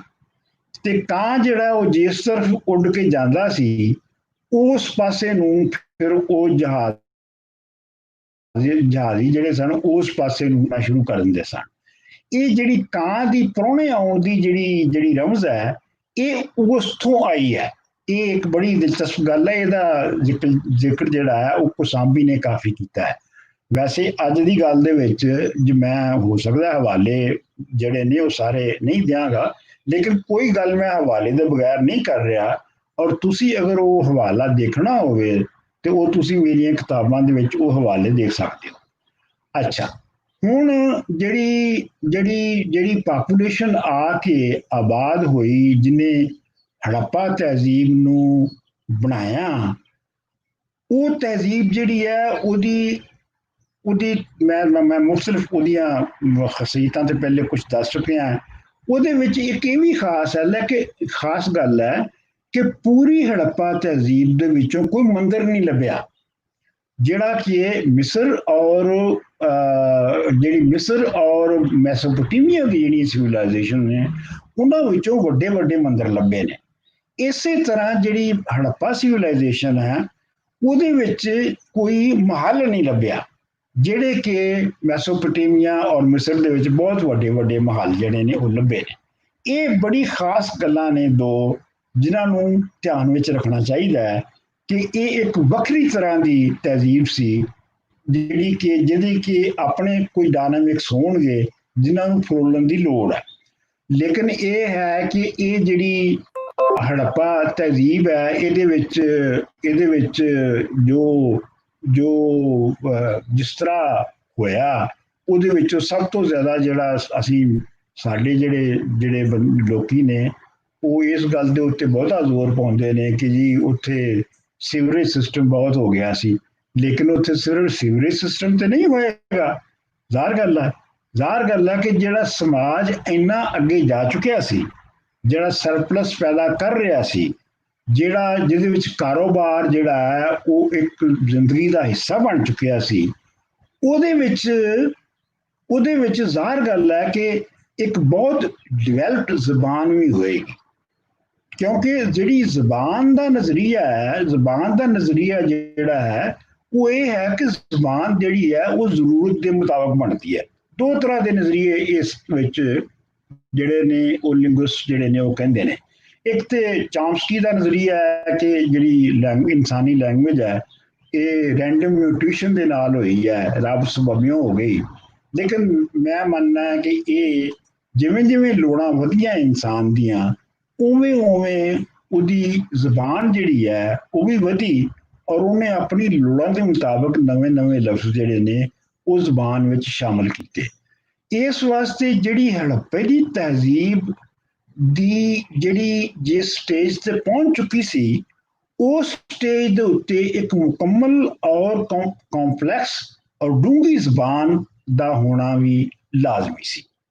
ਲੇਕਿਨ ਇਹ ਜਿਹੜੀ ਤਹਿਜ਼ੀਬ ਸੀ ਇਹਦੇ ਵਿੱਚ ਇੱਕ ਹੋਰ ਗੱਲ ਵੀ ਦੱਸਦਾ ਜਾਵਾਂ ਕਿ ਇਹਦੇ ਚ ਕੋਈ ਵੱਡਾ ਹਥਿਆਰ ਵੀ ਨਹੀਂ ਲੱਭਾ, ਸਿਵਾਏ ਛੋਟੇ ਮੋਟੇ ਤੀਰਾਂ ਦੇ ਜਿਨ੍ਹਾਂ ਦੇ ਨਾਲ ਜੰਗਲ ਸ਼ਿਕਾਰ ਹੁੰਦਾ ਸੀ, ਉਸ ਤੋਂ ਇਲਾਵਾ ਕੁਛ ਨਹੀਂ ਲੱਭਾ।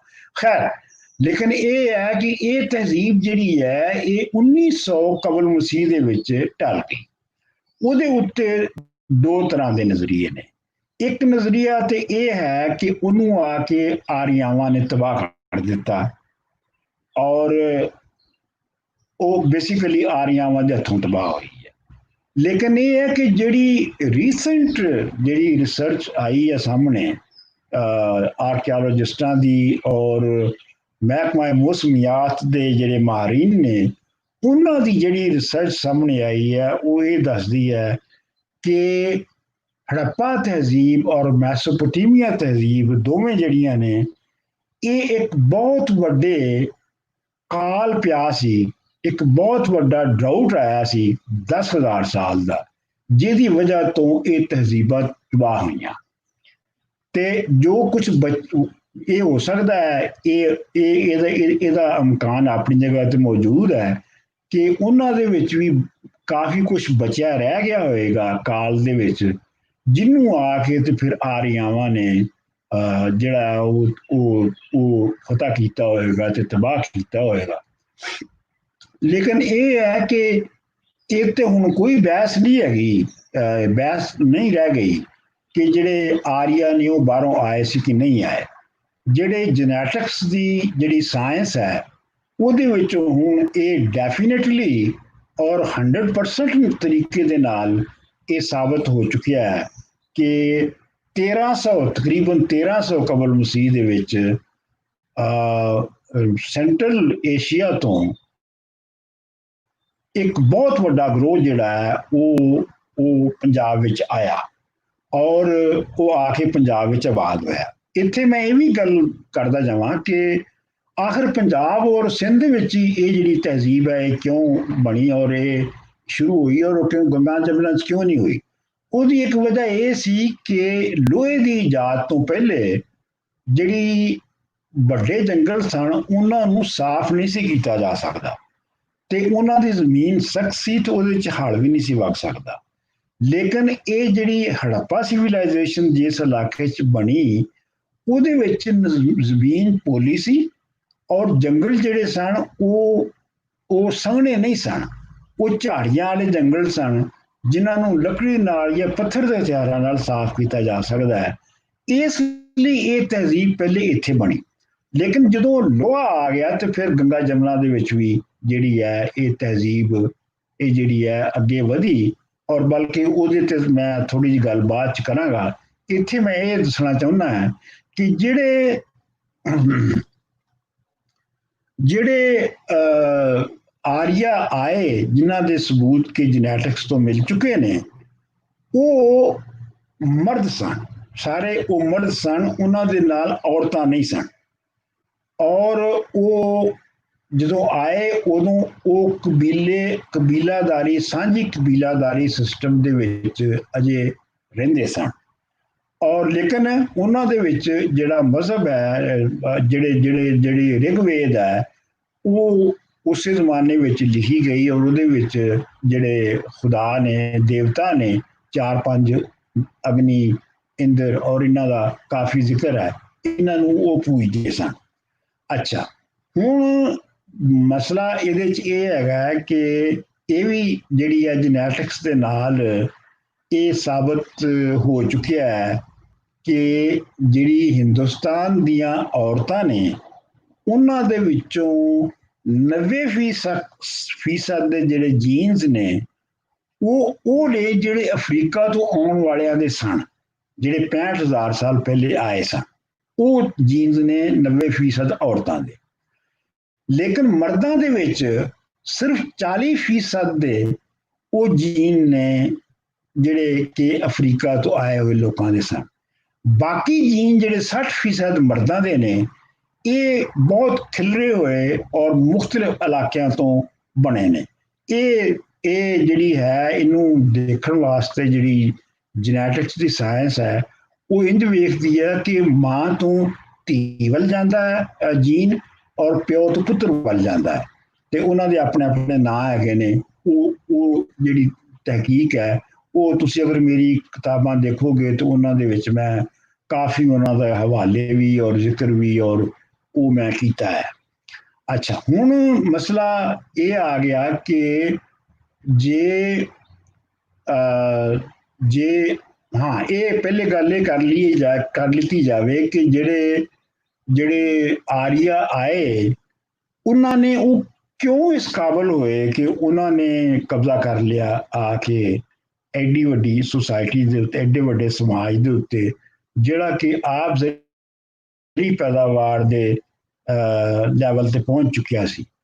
ਉਹਦੀ ਵਜ੍ਹਾ ਇਹ ਹੈ ਕਿ ਉਹਦੀ ਵਜ੍ਹਾ ਜਿਹੜੀ ਦੱਸੀ ਜਾਂਦੀ ਹੈ ਉਹ ਇਹ ਦੱਸੀ ਜਾਂਦੀ ਹੈ ਕਿ ਜਿਹੜੀ ਵਸਤੀ ਏਸ਼ੀਆ ਦੇ ਵਿੱਚ ਘੋੜੇ ਦੀ ਡੋਮੈਸਟੀਕੇਸ਼ਨ, ਘੋੜੇ ਨੂੰ ਪਾਲਤੂ ਬਣਾਉਣਾ ਔਰ ਆਪਣਾ ਪਹੀਏ ਵਾਲੀਆਂ ਸਪੂਕਡ ਵੀਲ ਜਿਹੜੀਆਂ ਰੱਥਾਂ ਸਨ ਇਹ ਇਜਾਦ ਹੋ ਚੁੱਕੀਆਂ ਸਨ, ਇਹ ਉਹਨਾਂ ਨੇ ਕੱਢ ਲਈਆਂ ਸਨ ਤੇ ਉਹਨਾਂ ਦੀ ਜਿਹੜੀ ਮੂਵਮੈਂਟ ਸੀ ਹਮਲਾ ਕਰਨ ਦੀ ਔਰ ਅੱਗੇ ਵਧਣ ਦੀ ਉਹ ਬਹੁਤ ਜ਼ਿਆਦਾ ਸੀ ਔਰ ਉਹਦੇ ਮੁਕਾਬਲੇ ਦੇ ਵਿੱਚ ਜਿਹੜੇ ਮੁਕਾਮੀ ਲੋਕ ਸਨ ਉਹ ਉਹਨਾਂ ਦਾ ਮੁਕਾਬਲਾ ਨਹੀਂ ਸੀ ਕਰ ਪਾਉਂਦੇ। ਇਸ ਲਈ ਉਹਨਾਂ ਨੇ ਆ ਕੇ ਇੱਥੇ ਜਿਹੜੀ ਹੈ ਉਹ ਲੋਕਾਂ ਨੂੰ ਆਪਣਾ ਗੁਲਾਮ ਬਣਾ ਲਿਆ। ਅੱਛਾ, ਹੁਣ ਇਹਦੇ ਚ ਦੋ ਤਰ੍ਹਾਂ ਦੀ ਜਿਹੜੀ ਐਵੋਲੂਸ਼ਨ ਹੋਈ ਹੈ। ਇੱਕ ਤੇ ਖੁਦ ਐਵੋਲੂਸ਼ਨ ਹੋਈ ਜਿਹੜੀ ਕਿ ਜਿਹੜੀ ਆਰੀਆ ਕਬੀਲਿਆਂ ਦੇ ਵਿੱਚ ਹੋਈ ਕਿ ਉਹ ਵੀ ਹੌਲੀ ਹੌਲੀ ਉਹਨਾਂ ਦੇ ਸਾਂਝ ਦੇ ਕਬੀਲੇ ਟੁੱਟ ਗਏ ਤਾਂ ਉਹਨਾਂ 'ਚ ਤਬਕਾਤੀ ਸਿਸਟਮ ਆ ਗਿਆ। ਲੇਕਿਨ ਇੱਥੇ ਇੱਕ ਅਜੀਬ ਜਿਹੜੀ ਦਿਲਚਸਪ ਗੱਲ ਹੈਗੀ ਹੈ ਜਿਹਨੂੰ ਯਾਦ ਰੱਖਣਾ ਚਾਹੀਦਾ ਹੈ ਕਿ ਇਸ ਤਬਕਾਤੀ ਸਿਸਟਮ ਤੋਂ ਪਹਿਲੇ ਜਿਹੜੀ ਵੰਡ ਹੈ ਉਹ ਰੰਗ ਦੀ ਬੁਨਿਆਦ ਦੇ ਉੱਤੇ ਹੋ ਚੁੱਕੀ ਸੀ। ਯਾਨੀ ਅਜੇ ਉਹ ਕਬੀਲੇ ਟੁੱਟੇ ਨਹੀਂ ਸਨ ਤੇ ਉਹਨਾਂ ਨੇ ਜਿਹੜੇ ਮੁਕਾਮੀ ਲੋਕ ਸਨ ਉਹਨਾਂ ਨੂੰ ਗੁਲਾਮ ਬਣਾ ਲਿਆ ਹੋਇਆ ਸੀ ਔਰ ਉਹ ਜਿਹੜੀ ਸਾਂਝ ਸੀ ਉਹ ਸਿਰਫ ਉਹਨਾਂ ਦੇ ਵਿਚਕਾਰ ਹੀ ਹੁੰਦੀ ਸੀ।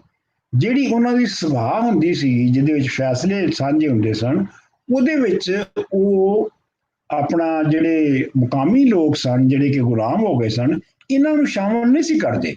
ਉਹਦੇ ਵਿੱਚ ਵੈਸੇ ਉਹ ਔਰਤਾਂ ਨੂੰ ਵੀ ਸ਼ਾਮਲ ਨਹੀਂ ਸੀ ਕਰਦੇ, ਲੇਕਿਨ ਇਹ ਹੈ ਕਿ ਉਹ ਜਿਹੜੇ ਨੇ ਉਹ ਆਪਣਾ ਇਸ ਤਰੀਕੇ ਦੇ ਨਾਲ ਉਹਨਾਂ ਦੀ ਟੁੱਟੀ ਔਰ ਛੋਟੀਆਂ ਬਾਦਸ਼ਾਹੀਆਂ ਬਣਨੀਆਂ ਸ਼ੁਰੂ ਹੋਈਆਂ। ਹੁਣ ਮੈਂ ਇੱਥੇ ਇੱਕ ਜਿਹੜੀ ਖਾਸ ਗੱਲ ਤੁਹਾਡੇ ਦੇ ਨਾਲ ਸ਼ੇਅਰ ਕਰਨਾ ਚਾਹੁੰਦਾ ਹਾਂ ਉਹ ਇਹ ਹੈ ਕਿ ਚੂੰਕਿ ਜਿਹੜੇ ਆਰੀਆਈ ਮਰਦ ਨੇ ਉਹ ਔਰਤਾਂ ਨਾਲ ਲੈ ਕੇ ਨਹੀਂ ਆਏ, ਲਿਹਾਜ਼ਾ ਉਹਨਾਂ ਨੇ ਜਿਹੜੀਆਂ ਮੁਕਾਮੀ ਔਰਤਾਂ ਸਨ ਉਹਨਾਂ ਨੂੰ ਜ਼ਬਰਦਸਤੀ ਚੁੱਕ ਕੇ ਜ਼ਬਰਦਸਤੀ ਕਰਕੇ ਉਹਨਾਂ ਦੇ ਨਾਲ ਉਹਨਾਂ ਨੇ ਆਪਣੀਆਂ ਔਲਾਦਾਂ ਪੈਦਾ ਕਰਨੀ ਸ਼ੁਰੂ ਕੀਤੀਆਂ। ਇਸੇ ਵਾਸਤੇ ਤੁਸੀਂ ਵੇਖੋ ਕਿ ਮਹਾਭਾਰਤ ਦੇ ਵਿੱਚ ਅਗਰ ਤੁਸੀਂ ਵੇਖੋ ਤੇ ਬਹੁਤ ਸਾਰੇ ਜਿਹੜੇ ਵੱਡੇ ਵੱਡੇ ਕਿਰਦਾਰ ਨੇ ਉਹਨਾਂ ਦੀਆਂ ਮਾਵਾਂ ਦਾ ਜ਼ਿਕਰ ਨਹੀਂ ਆਉਂਦਾ, ਉਹਨਾਂ ਦੇ ਸਿਰਫ ਪਿਓਾਂ ਦਾ ਜ਼ਿਕਰ ਆਉਂਦਾ ਹੈ। ਮਾਵਾਂ ਦਾ ਜ਼ਿਕਰ ਉਹ ਕਿਸੇ ਨੂੰ ਕਹਿੰਦੇ ਨੇ ਜੀ ਇਹ ਮਰਤਬਾਨ ਚੋਂ ਜੰਮਿਆ ਸੀ, ਕਿਸੇ ਨੂੰ ਕਹਿੰਦੇ ਨੇ ਜੀ ਇਹ ਪਰੀ ਦੀ ਰੂਹ ਚੋਂ ਆਇਆ ਸੀ, ਵਗੈਰਾ ਵਗੈਰਾ। ਵਜ੍ਹਾ ਉਹਦੀ ਇਹ ਹੈ ਕਿ ਜਿਹੜੀਆਂ ਮਾਵਾਂ ਸਨ ਉਹ ਤੇ ਸਨ ਮੁਕਾਮੀ ਔਰਤਾਂ ਔਰ ਉਹਨਾਂ ਨੂੰ ਉਹ ਓਨ ਨਹੀਂ ਸੀ ਕਰਨਾ ਚਾਹੁੰਦੇ, ਇਸ ਲਈ ਉਹ ਇਹ ਕਰਦੇ ਸਨ। ਲੇਕਿਨ ਇਹ ਹੈ ਕਿ ਹੁਣ ਇਹ ਤੋਂ ਇਹ ਵੀ ਅੰਦਾਜ਼ਾ ਤੁਸੀਂ ਲਾਓ ਕਿ ਜੇ ਔਰਤਾਂ ਜਿਹੜੀ ਘਰ ਜਿਹੜਾ ਹੈ ਬੱਚੇ ਜਿਹੜੇ ਪੈਦਾ ਕਰ ਰਹੀਆਂ ਨੇ ਉਹ ਮੁਕਾਮੀ ਔਰਤਾਂ ਪੈਦਾ ਕਰ ਰਹੀਆਂ ਨੇ ਔਰ ਮੁਕਾਮੀ ਔਰਤਾਂ ਨੂੰ ਸੰਸਕ੍ਰਿਤ ਨਹੀਂ ਆਉਂਦੀ, ਬਾਹਰੋਂ ਆਉਣ ਵਾਲੇ ਆ ਰਹੇ ਲੋਕਾਂ ਦੀ ਜ਼ੁਬਾਨ ਨਹੀਂ ਆਉਂਦੀ, ਉਹਨਾਂ ਨੂੰ ਆਪਣੀ ਹੀ ਜ਼ੁਬਾਨ ਆਉਂਦੀ ਹੈ ਔਰ ਆਪਣੀਆਂ ਹੀ ਰਸਮਾਂ ਜਿਹੜੀਆਂ ਪੁਰਾਣੀਆਂ ਨੇ ਉਹਨਾਂ ਨੂੰ ਯਾਦ ਨੇ ਜਿਨ੍ਹਾਂ ਦੇ ਮੁਤਾਬਕ ਉਹ ਆਪਣੀ ਪੂਜਾ ਪਾਠ ਕਰਦੀਆਂ ਨੇ।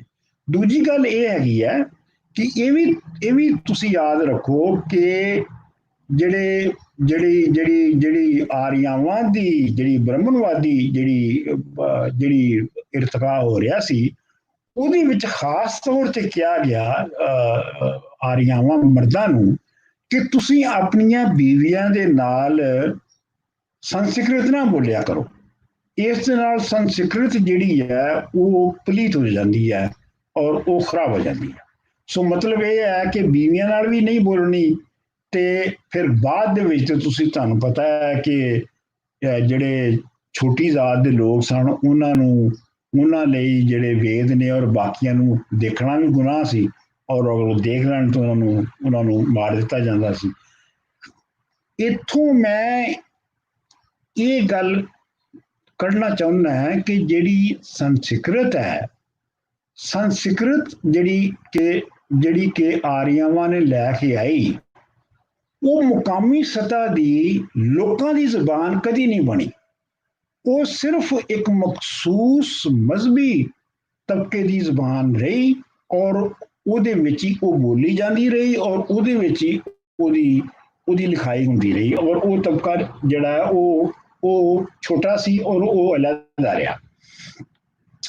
ਹੁਣ ਇਹਦੇ ਵਿੱਚ ਤੁਸੀਂ ਵੇਖੋ ਕਿ ਜਿਹੜੀ ਬਹੁਤ ਸਾਰੇ ਹਿਸਟੋਰੀਅਨ ਨੇ ਮੰਨਦੇ ਨੇ ਕਿ ਜਿਹੜੀ ਮੁਕਾਮੀ ਜ਼ਬਾਨਾਂ ਨੇ ਉਹਨਾਂ ਦੇ ਲਫ਼ਜ਼ ਜਿਹੜੇ ਨੇ ਉਹ ਹੌਲੀ ਹੌਲੀ ਸੰਸਕ੍ਰਿਤ ਵਿੱਚ ਆਏ ਔਰ ਉਹ ਜਦੋਂ ਥਲੜੀ ਪੱਧਰ ਦੇ ਉੱਤੇ ਲੋਕਾਂ ਦਾ ਆਪਸ 'ਚ ਮੇਲ ਜੋਲ ਹੋਇਆ ਤੇ ਉਹਦੇ ਨਾਲ ਆਏ। ਮਿਸਾਲ ਦੇ ਤੌਰ ਦੇ ਉੱਤੇ ਜਿਹੜੇ ਆਰਟੀਜ਼ਨ ਸਨ, ਦਸਤਕਾਰ ਸਨ, ਉਹ ਸਾਰੇ ਮੁਕਾਮੀ ਲੋਕ ਸਨ। ਹੁਣ ਜ਼ਾਹਰ ਗੱਲ ਹੈ ਕਿ ਜੇ ਤੁਸੀਂ ਕੋਈ ਵੀ ਸ਼ੈ ਬਣਾਉਣੀ ਹੈ ਤੇ ਉਹ ਤੁਸੀਂ ਦਸਤਕਾਰਾਂ ਕੋਲ ਬਣਾਉਣੀ ਹੈ, ਉਹਨਾਂ ਨੂੰ ਤੇ ਸੰਸਕ੍ਰਿਤ ਆਉਂਦੀ ਨਹੀਂ ਗੀ, ਤੇ ਜ਼ਾਹਰ ਗੱਲ ਹੈ ਕਿ ਤੁਸੀਂ ਕਿਸੇ ਨਾ ਕਿਸੇ ਹੱਦ ਤੱਕ ਉਹਨਾਂ ਦੇ ਲਫ਼ਜ਼ ਜਿਹੜੇ ਨੇ ਉਹ ਸਿੱਖੋਗੇ। ਇਸੇ ਤਰੀਕੇ ਦੇ ਨਾਲ ਤੁਸੀਂ ਇਹ ਵੀ ਦੇਖੋ ਕਿ ਜਿਹੜੀ ਇਬਾਦਤ ਦਾ ਸਿਸਟਮ ਸੀ ਆਰੀਆਵਾਂ ਦਾ, ਉਹ ਪਹਿਲੇ ਆਪਣੇ ਕਬੀਲਿਆਂ ਦੇ ਵਿੱਚ ਉਹਨਾਂ ਦਾ ਵੱਡਾ ਬਜ਼ੁਰਗ ਕਰਦਾ ਸੀ, ਲੇਕਿਨ ਜਦੋਂ ਉੱਥੇ ਤਬਕੇ ਪੈਦਾ ਹੋ ਗਏ ਤੇ ਜਿਹੜੀ ਇਬਾਦਤ ਦਾ ਸਿਸਟਮ ਸੀ, ਜਿਹਨੂੰ ਯੱਜ ਕਰਨਾ ਕਹਿੰਦੇ ਨੇ, ਜਿਹੜਾ ਯੱਜ ਕਰਨਾ ਸੀ ਉਹ ਵੀ ਪ੍ਰੋਫੈਸ਼ਨਲ ਹੋ ਗਿਆ। ਔਰ ਇਹ ਵੀ ਬੜੀ ਦਿਲਚਸਪ ਗੱਲ ਹੈ ਕਿ ਉਹ ਜਿਹੜਾ ਪ੍ਰੋਫੈਸ਼ਨ ਸੀ ਯੱਜ ਕਰਨ ਦਾ, ਹਮਦਾਂ ਨੂੰ ਗਾ ਕੇ ਸੁਣਾਉਣ ਦਾ ਕੁਰਬਾਨੀ ਦੀਆਂ ਰਸਮਾਂ ਦੇ ਉੱਤੇ, ਉਹ ਵੀ ਮੁਕਾਮੀ ਲੋਕਾਂ ਦੇ ਹੱਥ ਆ ਗਿਆ। ਇਸ ਲਈ ਤੁਸੀਂ ਵੇਖੋ ਕਿ ਜਿੰਨੇ ਵੀ ਵੱਡੇ ਗਾਉਣ ਵਾਲੇ ਨੇ, ਉਹਨਾਂ ਦਾ ਜਿਹੜਾ ਮੁਹਾਂਦਰਾ ਹੈ, ਉਹਨਾਂ ਦੇ ਜਿਹੜੇ ਨਕਸ਼ ਨਗਾਰ ਨੇ, ਉਹ ਪੁਰਾਣੇ ਹੜੱਪੇ ਲੋਕਾਂ ਦੇ ਨੇ, ਜਿਹਨੂੰ ਅਸੀਂ ਆਮ ਤੌਰ ਤੇ ਚੰਗਾ ਜਾਂ ਬੁਰੀ ਤਰੀਕੇ ਨਾਲ ਮਰਾਸੀ ਕਹਿੰਦੇ ਹਾਂ, ਅਸੀਂ ਕਹਿੰਦੇ ਹਾਂ ਉਹਨਾਂ ਨੂੰ, ਲੇਕਿਨ ਇਹ ਹੈ ਕਿ ਮਤਲਬ ਦਾ ਮਤਲਬ ਵਿਰਾਸਤ ਰੱਖਣ ਵਾਲੇ। ਲੇਕਿਨ ਇਹ ਹੈ ਕਿ ਉਹ ਕੰਮ ਵੀ ਉਹਨਾਂ ਦੇ ਕੋਲ ਆ ਗਿਆ, ਕਿਉਂਕਿ ਗਾਉਣਾ ਉਹਨਾਂ ਨੂੰ ਆਉਂਦਾ ਸੀ, ਉਹਨਾਂ ਦੇ ਕੋਲ ਹੀ ਗਾਉਣ ਦੀ ਟੈਕਨੀਕ ਹੈਗੀ ਸੀ। ਜਿਹੜੀ ਆਰੀਆ ਆਪੂ ਸਨ, ਉਹਨਾਂ ਕੋਲ ਤੇ ਉਹ ਟੈਕਨੀਕ ਹੈ ਨਹੀਂ ਸੀ। ਫਿਰ ਇਹ ਹੈ ਕਿ ਇਹਦੇ ਵਿੱਚ ਇਹ ਵੀ ਕਿਹਾ ਜਾਂਦਾ ਹੈ, ਮਿਸਾਲ ਦੇ ਤੌਰ ਤੇ ਇਹਦੇ ਵਿੱਚ ਕੁਸਾਂਬੀ ਦਾ ਇਹ ਕਹਿਣਾ ਹੈ ਕਿ ਇਹ ਜਿਹੜੀ ਮਹਾਭਾਰਤ ਔਰ ਬਾਕੀ ਕਿੱਸੇ ਨੇ, ਇਹਦੇ ਵਿੱਚ ਬਹੁਤ ਸਾਰੇ ਹਿੱਸੇ ਜਿਹੜੇ ਨੇ, ਇਹ ਜਿਹੜੇ ਗਾਉਣ ਵਾਲੇ ਜਿਹੜੇ ਮੁਕਾਮੀ ਲੋਕ ਸਨ, ਉਹ ਹੀ ਸ਼ਾਇਰ ਸਨ, ਉਹ ਹੀ ਗਾਉਂਦੇ ਸਨ, ਤੇ ਉਹਨਾਂ ਨੇ ਆਪਣੇ ਵਿਚਾਰ ਵੀ ਇਹਦੇ ਵਿੱਚ ਸ਼ਾਮਲ ਕਰ ਦਿੱਤੇ। ਔਰ ਹੌਲੀ ਹੌਲੀ ਜਿਹੜਾ ਉਹ ਜਿਹੜੀ ਮੁਕਾਮੀ ਖੁਦਾ ਸਨ, ਜਿਹੜੇ ਮੁਕਾਮੀ ਸੋਚ ਸੀਗੀ, ਉਹ ਵੀ ਵੇਦਾਂ ਤੋਂ ਬਾਅਦ ਜਿਹੜੀਆਂ ਵੇਦਾਂ ਦੇ ਵਿੱਚ ਹੀ ਬਲਕਿ ਆਉਣੀਆਂ ਸ਼ੁਰੂ ਹੋ ਗਈਆਂ, ਔਰ ਵੇਦਾਂ ਤੋਂ ਬਾਅਦ ਤੇ ਖਾਸ ਤੌਰ ਦੇ ਉੱਤੇ ਉਹ ਬਹੁਤ ਜ਼ਬਰਦਸਤ ਤਰੀਕੇ ਨਾਲ ਆਈਆਂ।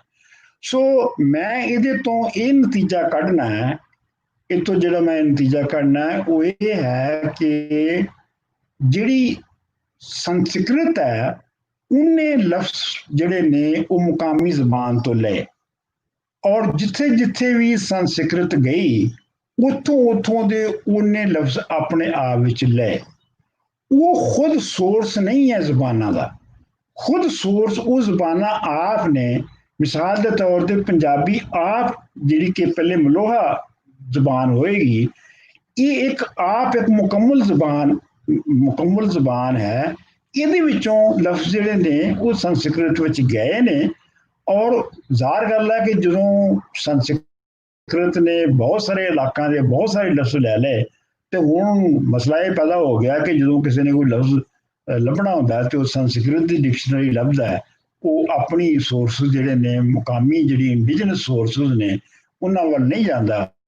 ਔਰ ਮੈਂ ਇਹ ਕੋਸ਼ਿਸ਼ ਕੀਤੀ ਹੈ ਕਿ ਜਿਹੜੇ ਇੰਡੀਜਨਸ ਸੋਰਸਿਸ ਨੇ ਉਹ ਜ਼ਿਆਦਾ ਪ੍ਰਾਇਮਰੀ ਨੇ, ਔਰ ਉਹਨਾਂ ਦੇ ਉੱਤੇ ਜ਼ਿਆਦਾ ਧਿਆਨ ਦੇਣਾ ਚਾਹੀਦਾ। ਅੱਛਾ, ਹੁਣ ਇਹ ਤੇ ਹੋ ਗਈ ਜਿਹੜੀ ਹੈ ਆਬਾਦੀ ਦੀ ਗੱਲ ਹੈ, ਲੇਕਿਨ ਇਹ ਹੈ ਕਿ ਨਾਲ ਮੈਂ ਇਹ ਵੀ ਦੱਸਦਾ ਜਾਵਾਂ ਕਿ ਹੜੱਪੇ ਤਹਿਜ਼ੀਬ ਦੀ ਤਬਾਹੀ ਤੋਂ ਬਾਅਦ, ਯਾਨੀ ਜਿਹੜਾ ਕਾਲ 10,000 ਸਾਲ ਦਾ ਪਿਆ, ਉਸ ਤੋਂ ਬਾਅਦ ਜਿਹੜਾ ਵੈਸਟਰਨ ਪੰਜਾਬ ਸੀ, ਲਹਿੰਦਾ ਪੰਜਾਬ ਜਿਹੜਾ ਸੀ, ਔਰ ਸਿੰਧ, ਇਹਨਾਂ ਦੇ ਵਿੱਚ ਜਿਹੜੀ ਵਾਹੀ ਬੀਜੀ ਹੈ ਉਹ ਪੂਰੀ ਤਰ੍ਹਾਂ ਬਹਾਲ ਨਹੀਂ ਹੋ ਸਕੀ। ਔਰ ਇਹ ਉਸ ਤੋਂ ਬਾਅਦ ਉਹ ਕਿਉਂ ਬਹਾਲ ਨਹੀਂ ਹੋ ਸਕੀ? ਕਿਉਂਕਿ ਜਿਹੜੀਆਂ ਮੌਨਸੂਨ ਜਿਹੜੀਆਂ ਬਾਰਿਸ਼ਾਂ ਸਨ ਉਹ ਵਾਪਸ ਨਹੀਂ ਆਈਆਂ। ਜਿਵੇਂ ਦਰਿਆਵਾਂ ਦੇ ਵਿੱਚ ਹੜ੍ਹ ਆਉਂਦੇ ਸਨ ਤੇ ਹੜ੍ਹਾਂ ਜ਼ਮੀਨ ਨੂੰ ਜਿਹੜੀਆਂ ਉਹ ਸਿੰਜ ਦਿੰਦੀਆਂ ਸਨ, ਉਹਨਾਂ ਨੂੰ ਸਰਾਪ ਕਰਦੀਆਂ ਸਨ, ਉਹ ਵੀ ਹੋਣਾ ਬੰਦ ਹੋ ਗਿਆ। ਇਸ ਵਾਸਤੇ ਜਿਹੜੀ ਵਾਹੀ ਬੀਜੀ ਸੀ ਉਹ ਇਸ ਇਲਾਕੇ ਦੇ ਵਿੱਚ ਪੂਰੀ ਤਰ੍ਹਾਂ ਦੁਬਾਰਾ ਰਿਵਾਈਵ ਨਹੀਂ ਹੋਈ। ਲੇਕਿਨ ਇਹ ਹੈ ਕਿ ਥੋੜੀ ਬਹੁਤ ਵਾਹੀ ਜਿਹੜੀ ਹੈ ਉਹ ਉੱਥੇ ਜਾਰੀ ਰਹੀ ਹੈ ਵੈਸਟਰਨ ਪੰਜਾਬ ਦੇ ਵਿੱਚ। ਲੇਕਿਨ ਮੇਰਾ ਖਿਆਲ ਹੈ ਕਿ ਦੂਜੀ ਵਜ੍ਹਾ ਇਹ ਵੀ ਉਹਦੀ ਹੋਈ ਕਿ ਜਿਹੜੇ ਆਰੀਆਵਾਂ ਨੇ ਆ ਕੇ ਵੈਸਟਰਨ ਪੰਜਾਬ ਦੇ ਵਿੱਚ ਆਪਣਾ ਕਬਜ਼ਾ ਕੀਤਾ, ਉਹਨਾਂ ਨੇ ਆਪਣਾ ਪੁਰਾਣਾ ਪਸ਼ੂ-ਪਾਲ ਸਮਾਜ ਜਿਹੜਾ ਸੀ ਉਹ ਜਾਰੀ ਰੱਖਿਆ। ਇਸ ਵਾਸਤੇ ਤੁਸੀਂ ਇਹ ਵੇਖੋ ਕਿ ਅੰਗਰੇਜ਼ਾਂ ਦੇ ਆਉਣ ਤੱਕ, ਅੰਗਰੇਜ਼ਾਂ ਦੇ ਨਹਿਰਾਂ ਦਾ ਨਿਜ਼ਾਮ ਬਣਾਉਣ ਤੱਕ ਜਿਹੜਾ ਹੈ ਉਹ ਵੈਸਟਰਨ ਪੰਜਾਬ ਜਿਹੜਾ ਹੈ ਉਹ ਪਸ਼ੂ ਪਾਲ ਸੀ। ਉਹਦੇ ਚ ਜ਼ਰਾਅਤ ਜਿਹੜੀ ਹੈ ਉਹ ਬਹੁਤ ਹੀ ਮਾਮੂਲੀ ਹੁੰਦੀ ਸੀ, ਔਰ ਜਿਹੜੀ ਹੈ ਉਹ ਜ਼ਿਆਦਾਤਰ ਇਹ ਜਿਹੜੀ ਵੈਸਟਰਨ ਸੈਂਟਰਲ ਪੰਜਾਬ ਤੇ ਜਿਹੜੀ ਮਸ਼ਰਕੀ ਪੰਜਾਬ ਹੈ ਇਹਦੇ ਵਿੱਚ ਜ਼ਿਆਦਾ ਵਾਈ ਬੀਜੀ ਜਿਹੜੀ ਹੈ ਉਹ ਹੁੰਦੀ ਸੀ। ਅੱਛਾ, ਹੁਣ ਮੈਂ ਇਸ ਜਿਹੜੀ ਵੈਸਟਰਨ ਪੰਜਾਬ ਦੀ ਜਿਹੜੀ ਸੂਰਤ ਹਾਲ ਹੈ ਉਹਨੂੰ ਤੁਸੀਂ ਦੇਖੋ ਕਿ ਆਪਣਾ 12ਵੀਂ ਸਦੀ ਦੇ ਬਾਬਾ ਫਰੀਦ ਨੇ ਤੇ ਉਹਨਾਂ ਦੀ ਤੁਸੀਂ ਰਹਿਣ ਸਹਿਣ ਦੇਖੋ, ਜਿਹੜਾ ਕਿ ਲਹਿੰਦੇ ਪੰਜਾਬ ਦਾ ਹਿੱਸਾ ਸੀ, ਤੇ ਉਹ ਜਿਹੜੀਆਂ ਨਿਯਮਤਾਂ ਦਾ ਜ਼ਿਕਰ ਕਰਦੇ ਨੇ, ਉਹ ਨਿਯਮਤਾਂ ਦੇ ਵਿੱਚ ਹੈ ਸ਼ੱਕਰ, ਖੰਡ, ਨਵਾਤ, ਗੁੜ, ਮਾਖੀਓ, ਮਾਝਾ, ਦੁੱਧ। ਮਤਲਬ ਇਹਨਾਂ ਦੇ ਵਿੱਚੋਂ ਕੁਝ ਚੀਜ਼ਾਂ ਤੇ ਜ਼ਰੀ ਬਣੀਆਂ ਨੇ, ਲੇਕਿਨ ਇਹ ਵੀ ਨਹੀਂ ਸਮਝ ਆਉਂਦੀ ਕਿ ਇਹ ਬਾਬਾ ਫਰੀਦ ਨੇ ਇਹ ਹਾਸੀ ਚ ਵੇਖੀਆਂ ਸਨ ਜਾਂ ਇਹ ਉਹਨਾਂ ਨੇ ਉੱਥੇ ਬਣਦੀਆਂ ਦੇਖੀਆਂ ਸਨ। ਲੇਕਿਨ ਇਹ ਬੜੀਆਂ ਹੀ ਨਵਾਦਰ ਚੀਜ਼ਾਂ ਨੇ। ਆਟਾ ਜਿਹੜਾ ਉਹ ਬੜੀ ਯੂਨੀਕ ਚੀਜ਼ ਹੈ। ਇੱਕ ਨਾ ਆਟਾ ਅਗਲਾ, ਇੱਕ ਨਾ ਹੀ ਲੂਣ। ਤੇ ਆਟਾ ਵੀ ਜਿਹੜੀ ਆ ਉਹ ਦੌਲਤ ਦੀ ਨਿਸ਼ਾਨ ਹੈ। ਮਤਲਬ ਇਹ ਕਿਉਂਕਿ ਇਹ ਉੱਥੇ ਆਪਣਾ ਵਾਈ ਬੀਜੀ ਨਹੀਂ ਸੀ ਹੁੰਦੀ। ਅੱਛਾ, ਫਿਰ ਨਿਜ਼ਾਮੁਦੀਨ ਔਲੀਆ ਦੀ ਜਿਹੜੀ ਬਾਬਾ ਫਰੀਦ ਦੇ ਉੱਤੇ ਜਿਹੜੀ ਡਾਇਰੀ ਹੈ ਫਵਾਇਦ ਉਲ ਫਵਾਇਦ, ਉਹਦੇ ਵਿੱਚ ਉਹ ਕਹਿੰਦੇ ਨੇ ਕਿ ਜੀ ਬਾਬਾ ਫਰੀਦ ਦੀ ਦਰਗਾਹ ਦੇ ਉੱਤੇ ਜਿਹੜਾ ਹੈ ਉਹ ਡੇਲੇ ਖਾਧੇ ਜਾਂਦੇ ਸਨ ਉਬਾਲ ਕੇ ਰੋਜ਼ ਸ਼ਾਮ ਨੂੰ, ਤੇ ਜਿੱਦਣ ਪੇਟ ਭਰ ਕੇ ਡੇਲੇ ਖਾਣ ਨੂੰ ਮਿਲ ਜਾਂਦੇ ਸਨ ਤੇ ਉਹਨਾਂ 'ਚ ਲੂਣ ਵੀ ਹੁੰਦਾ ਸੀ, ਉਹ ਦਰਵੇਸ਼ਾਂ ਲਈ ਈਦ ਦਾ ਦਿਨ ਹੁੰਦਾ ਸੀ। ਇਹਦਾ ਮਤਲਬ ਹੈ ਕਿ ਬਾਬਾ ਫਰੀਦ ਦੇ ਜ਼ਮਾਨੇ ਤੱਕ ਵੀ ਜਿਹੜੀ ਫੂਡ ਗੈਦਰਿੰਗ ਹੈ ਉਹ ਜੰਗਲ ਵਿੱਚੋਂ ਬਹੁਤੀ ਲੋਕ ਕਰਦੇ ਸਨ। ਉਹ ਯਾਨੀ ਅਜੇ ਉਸ ਮੰਜ਼ਿਲ ਦੇ ਉੱਤੇ ਸਨ, ਫੂਡ ਗੈਦਰਿੰਗ ਦੀ ਮੰਜ਼ਿਲ ਦੇ ਉੱਤੇ। ਫਿਰ ਤੁਸੀਂ ਦੇਖੋ ਕਿ ਤੁਸੀਂ ਵਾਰਿਸ ਸ਼ਾਹ ਨੂੰ ਦੇਖੋ ਕਿ ਵਾਰਿਸ ਸ਼ਾਹ ਜਿਹੜਾ ਹੈ ਉਹ ਜਦੋਂ ਹੀਰ ਲਿਖ ਰਿਹਾ, ਜਦੋਂ ਰਾਂਝਾ ਜਿਹੜਾ ਹੈ ਉਹ ਨੌਕਰ ਹੋ ਗਿਆ ਉਹਦੇ ਹੀਰ ਦੇ ਪਿਓ ਦਾ, ਤੇ ਉਹਨੂੰ ਬੋਲੀ ਮਾਰਦੇ ਨੇ ਜਿਹੜੇ ਦੂਜੇ ਜਿਹੜੇ ਚਾਰੂ ਨੇ, ਉਹ ਬੋਲੀ ਮਾਰਦੇ ਨੇ, ਹੱਸਣ ਗੱਭਰੂ ਰਾਂਝਾ ਜਾਲ ਮੀਆਂ ਗੁਜ਼ਰ ਆਵਸੀ ਦੁੱਧ ਦੇ ਕਾਸੜੇ ਤੇ। ਮਤਲਬ ਇਹ ਹੈ ਕਿ ਦੁੱਧ ਦੇ ਕਾਸੇ ਤੋਂ ਇਲਾਵਾ ਤੈਨੂੰ ਹੋਰ ਰੋਟੀ ਛੋਟੀ ਕੋਈ ਨਹੀਂ ਮਿਲਣੀ। ਇਹਦੀ ਮਤਲਬ ਰੋਟੀ ਜਿਹੜੀ ਰੋਟੀ ਵੀ ਜਿਹੜੀ ਚੂਰੀ ਕੁੱਟ ਕੇ ਲਿਜਾਂਦੀ ਸੀ, ਉਹ ਬਹੁਤ ਹੀ ਖਾਸ ਉਤਲੇ ਤਬਕੇ ਦਾ ਖਾਣ ਸੀਗਾ। ਅੱਛਾ, ਫਿਰ ਤੁਸੀਂ ਦੇਖੋ ਵੈਸਟਰਨ ਪੰਜਾਬ ਦੀ ਜਿਹੜੀ ਪਸ਼ੂ ਪਾਲ ਔਰ ਐਗਰੀਕਲਚਰ ਦਾ ਘੱਟ ਹੋਣਾ, ਉਹ ਤੁਹਾਨੂੰ ਖਾਜਾ ਫਰੀਦ ਦੀ ਸ਼ਾਇਰੀ ਤੋਂ ਵੀ ਮਿਲਦਾ ਹੈ। ਕਿਉਂਕਿ ਖਾਜਾ ਫਰੀਦ ਦੀ ਸ਼ਾਇਰੀ, ਪੂਰੀ ਸ਼ਾਇਰੀ ਦੇ ਵਿੱਚ ਜਿਹੜੀ ਵਾਈ ਬੀਜੀ ਦੀ ਰਮਜ਼ ਹੈ ਉਹ ਨਹੀਂ ਹੈਗੀ, ਬਲਕਿ ਉਹਦੇ ਵਿੱਚ ਜਿਹੜੀ ਗੈਦਰਿੰਗ ਦੀ, ਫੂਡ ਗੈਦਰਿੰਗ ਦੀ ਔਰ ਪਸ਼ੂ ਪਾਲ ਜਿਹੜੀ ਹੈ ਉਹ ਤੁਹਾਨੂੰ ਉਹਦੀਆਂ ਰਮਜ਼ਾਂ ਮਿਲਦੀਆਂ ਨੇ।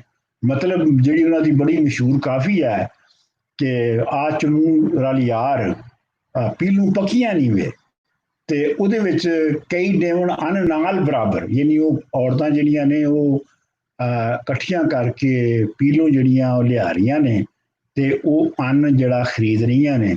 ਇਹਦਾ ਮਤਲਬ ਹੈ ਕਿ ਅੰਨ ਜਿਹੜਾ ਉਹ ਬਹੁਤ ਹੀ ਯੂਨੀਕ ਚੀਜ਼ ਹੈ ਜਿਹੜਾ ਕਿ ਕਿਤੋਂ ਬਾਹਰੋਂ ਆ ਰਿਹਾ ਹੈ।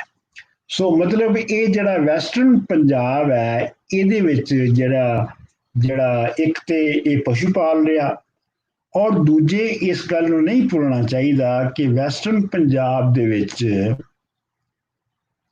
ਜਿਹੜਾ ਕਲਾਸ ਸਟਰਕਚਰ ਸੀ, ਤਬਕਾਤੀ ਨਿਜ਼ਾਮ ਜਿਹੜਾ ਸੀ ਉਹ ਬਹੁਤ ਓਪਰੈਸਿਵ ਸੀ। क्योंकि ये ਜਿਹੜੇ ਰਾਠ ਬਾਹਰੋਂ ਆਏ, ਭਾਵੇਂ ਉਹਨਾਂ ਦਾ ਨਾਂ ਕੁਛ ਵੀ ਸੀ, ਭਾਵੇਂ ਉਹ ਸੈयद ਘੁੰਮਦੇ ਸਨ ਜਾਂ ਉਹ ਰਾਜਪੂਤ ਘੁੰਮਦੇ ਸਨ ਜਾਂ ਜੋ ਵੀ ਘੁੰਮਦੇ ਸਨ, ਉਹਨਾਂ ਨੇ ਜਿਹੜੀ ਮੁਕਾਮੀ ਆਬਾਦੀ ਹੈ ਉਹਨੂੰ ਬਿਲਕੁਲ ਗੁਲਾਮੀ ਦੀ ਸ਼ਕਲ ਵਿੱਚ ਰੱਖਿਆ ਸੀ। ਔਰ ਇਹ ਮੈਂ ਆਪਣੀ ਹੋਸ਼ ਦੇ ਵਿੱਚ ਆਪਣੇ ਜ਼ਮਾਨੇ ਤੱਕ ਦੇਖਿਆ ਕਿ ਜਿਹੜੇ ਖੋਜੇ ਤੇ ਮੁਸੱਲੀ ਤੇ ਇਹ ਜਿਹੜੇ ਮੁਕਾਮੀ ਜਿਹੜੇ ਹੜੱਪਾ ਸਿਵਲਾਈਜੇਸ਼ਨ ਦੇ ਲੋਕ ਸਨ, ਇਹ ਬਿਲਕੁਲ ਗੁਲਾਮਾਂ ਦੀ ਤਰ੍ਹਾਂ ਰਹਿੰਦੇ ਸਨ। ਇਹਨਾਂ ਨੂੰ ਪਿੰਡ ਛੱਡਣ ਦਾ ਵੀ ਜਿਹੜਾ ਉਹ ਹੱਕ ਨਹੀਂ ਸੀ ਹੁੰਦਾ, ਇੱਕ ਪਿੰਡ ਛੱਡ ਕੇ ਦੂਜੇ ਪਿੰਡ ਵੀ ਨਹੀਂ ਸੀ ਜਾ ਸਕਦੇ।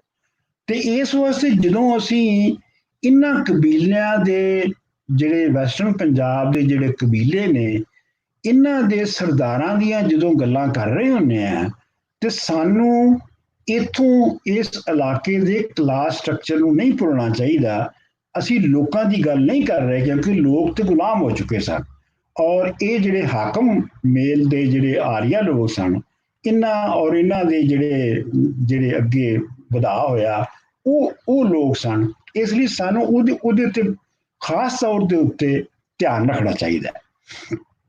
ਹੁਣ ਮੈਂ ਕਿਉਂਕਿ ਜਿਹੜਾ ਵੇਲਾ ਹੈ ਉਹ ਜ਼ਿਆਦਾ ਮੇਰੇ ਕੋਲ ਨਹੀਂ ਹੈਗਾ, ਇਸ ਲਈ ਮੈਂ ਹੁਣ ਜਿਹੜਾ ਹੈ ਉਹਦੀ ਜਿਹੜੀ ਵਿਚਾਰਧਾਰਾ ਹੈ ਉਹਦੇ ਵੱਲ ਆਉਣਾ ਹੈ ਕਿ ਵਿਚਾਰਧਾਰਾ ਕੀ ਸੀ।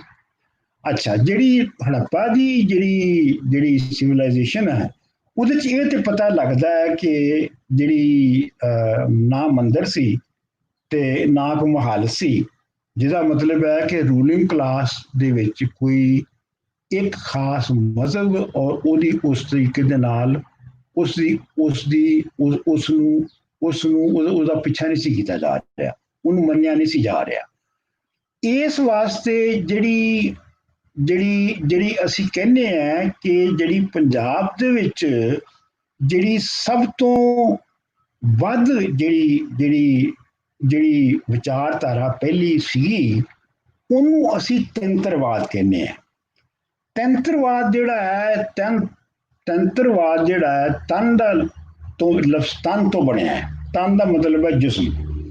ਔਰ ਇਹ ਜਦੋਂ ਇਨਸਾਨ ਨੇ ਕੁਦਰਤ ਨੂੰ ਔਰ ਜਾਨਵਰਾਂ ਨੂੰ ਔਰ ਪੌਦਿਆਂ ਨੂੰ ਜਦੋਂ ਆਪਣਾ ਉਗਾਉਣਾ ਸ਼ੁਰੂ ਕਰ ਦਿੱਤਾ, ਤੇ ਉਹਨੂੰ ਸਮਝ ਆਇਆ ਕਿ ਇਹਨਾਂ ਸਾਰੀਆਂ ਚੀਜ਼ਾਂ ਦਾ ਇੱਕ ਹੀ ਸਿਸਟਮ ਹੈ ਔਰ ਮੇਰਾ ਜਿਸਮ ਵੀ ਉਹਦਾ ਹੀ ਸਿਸਟਮ ਹੈ।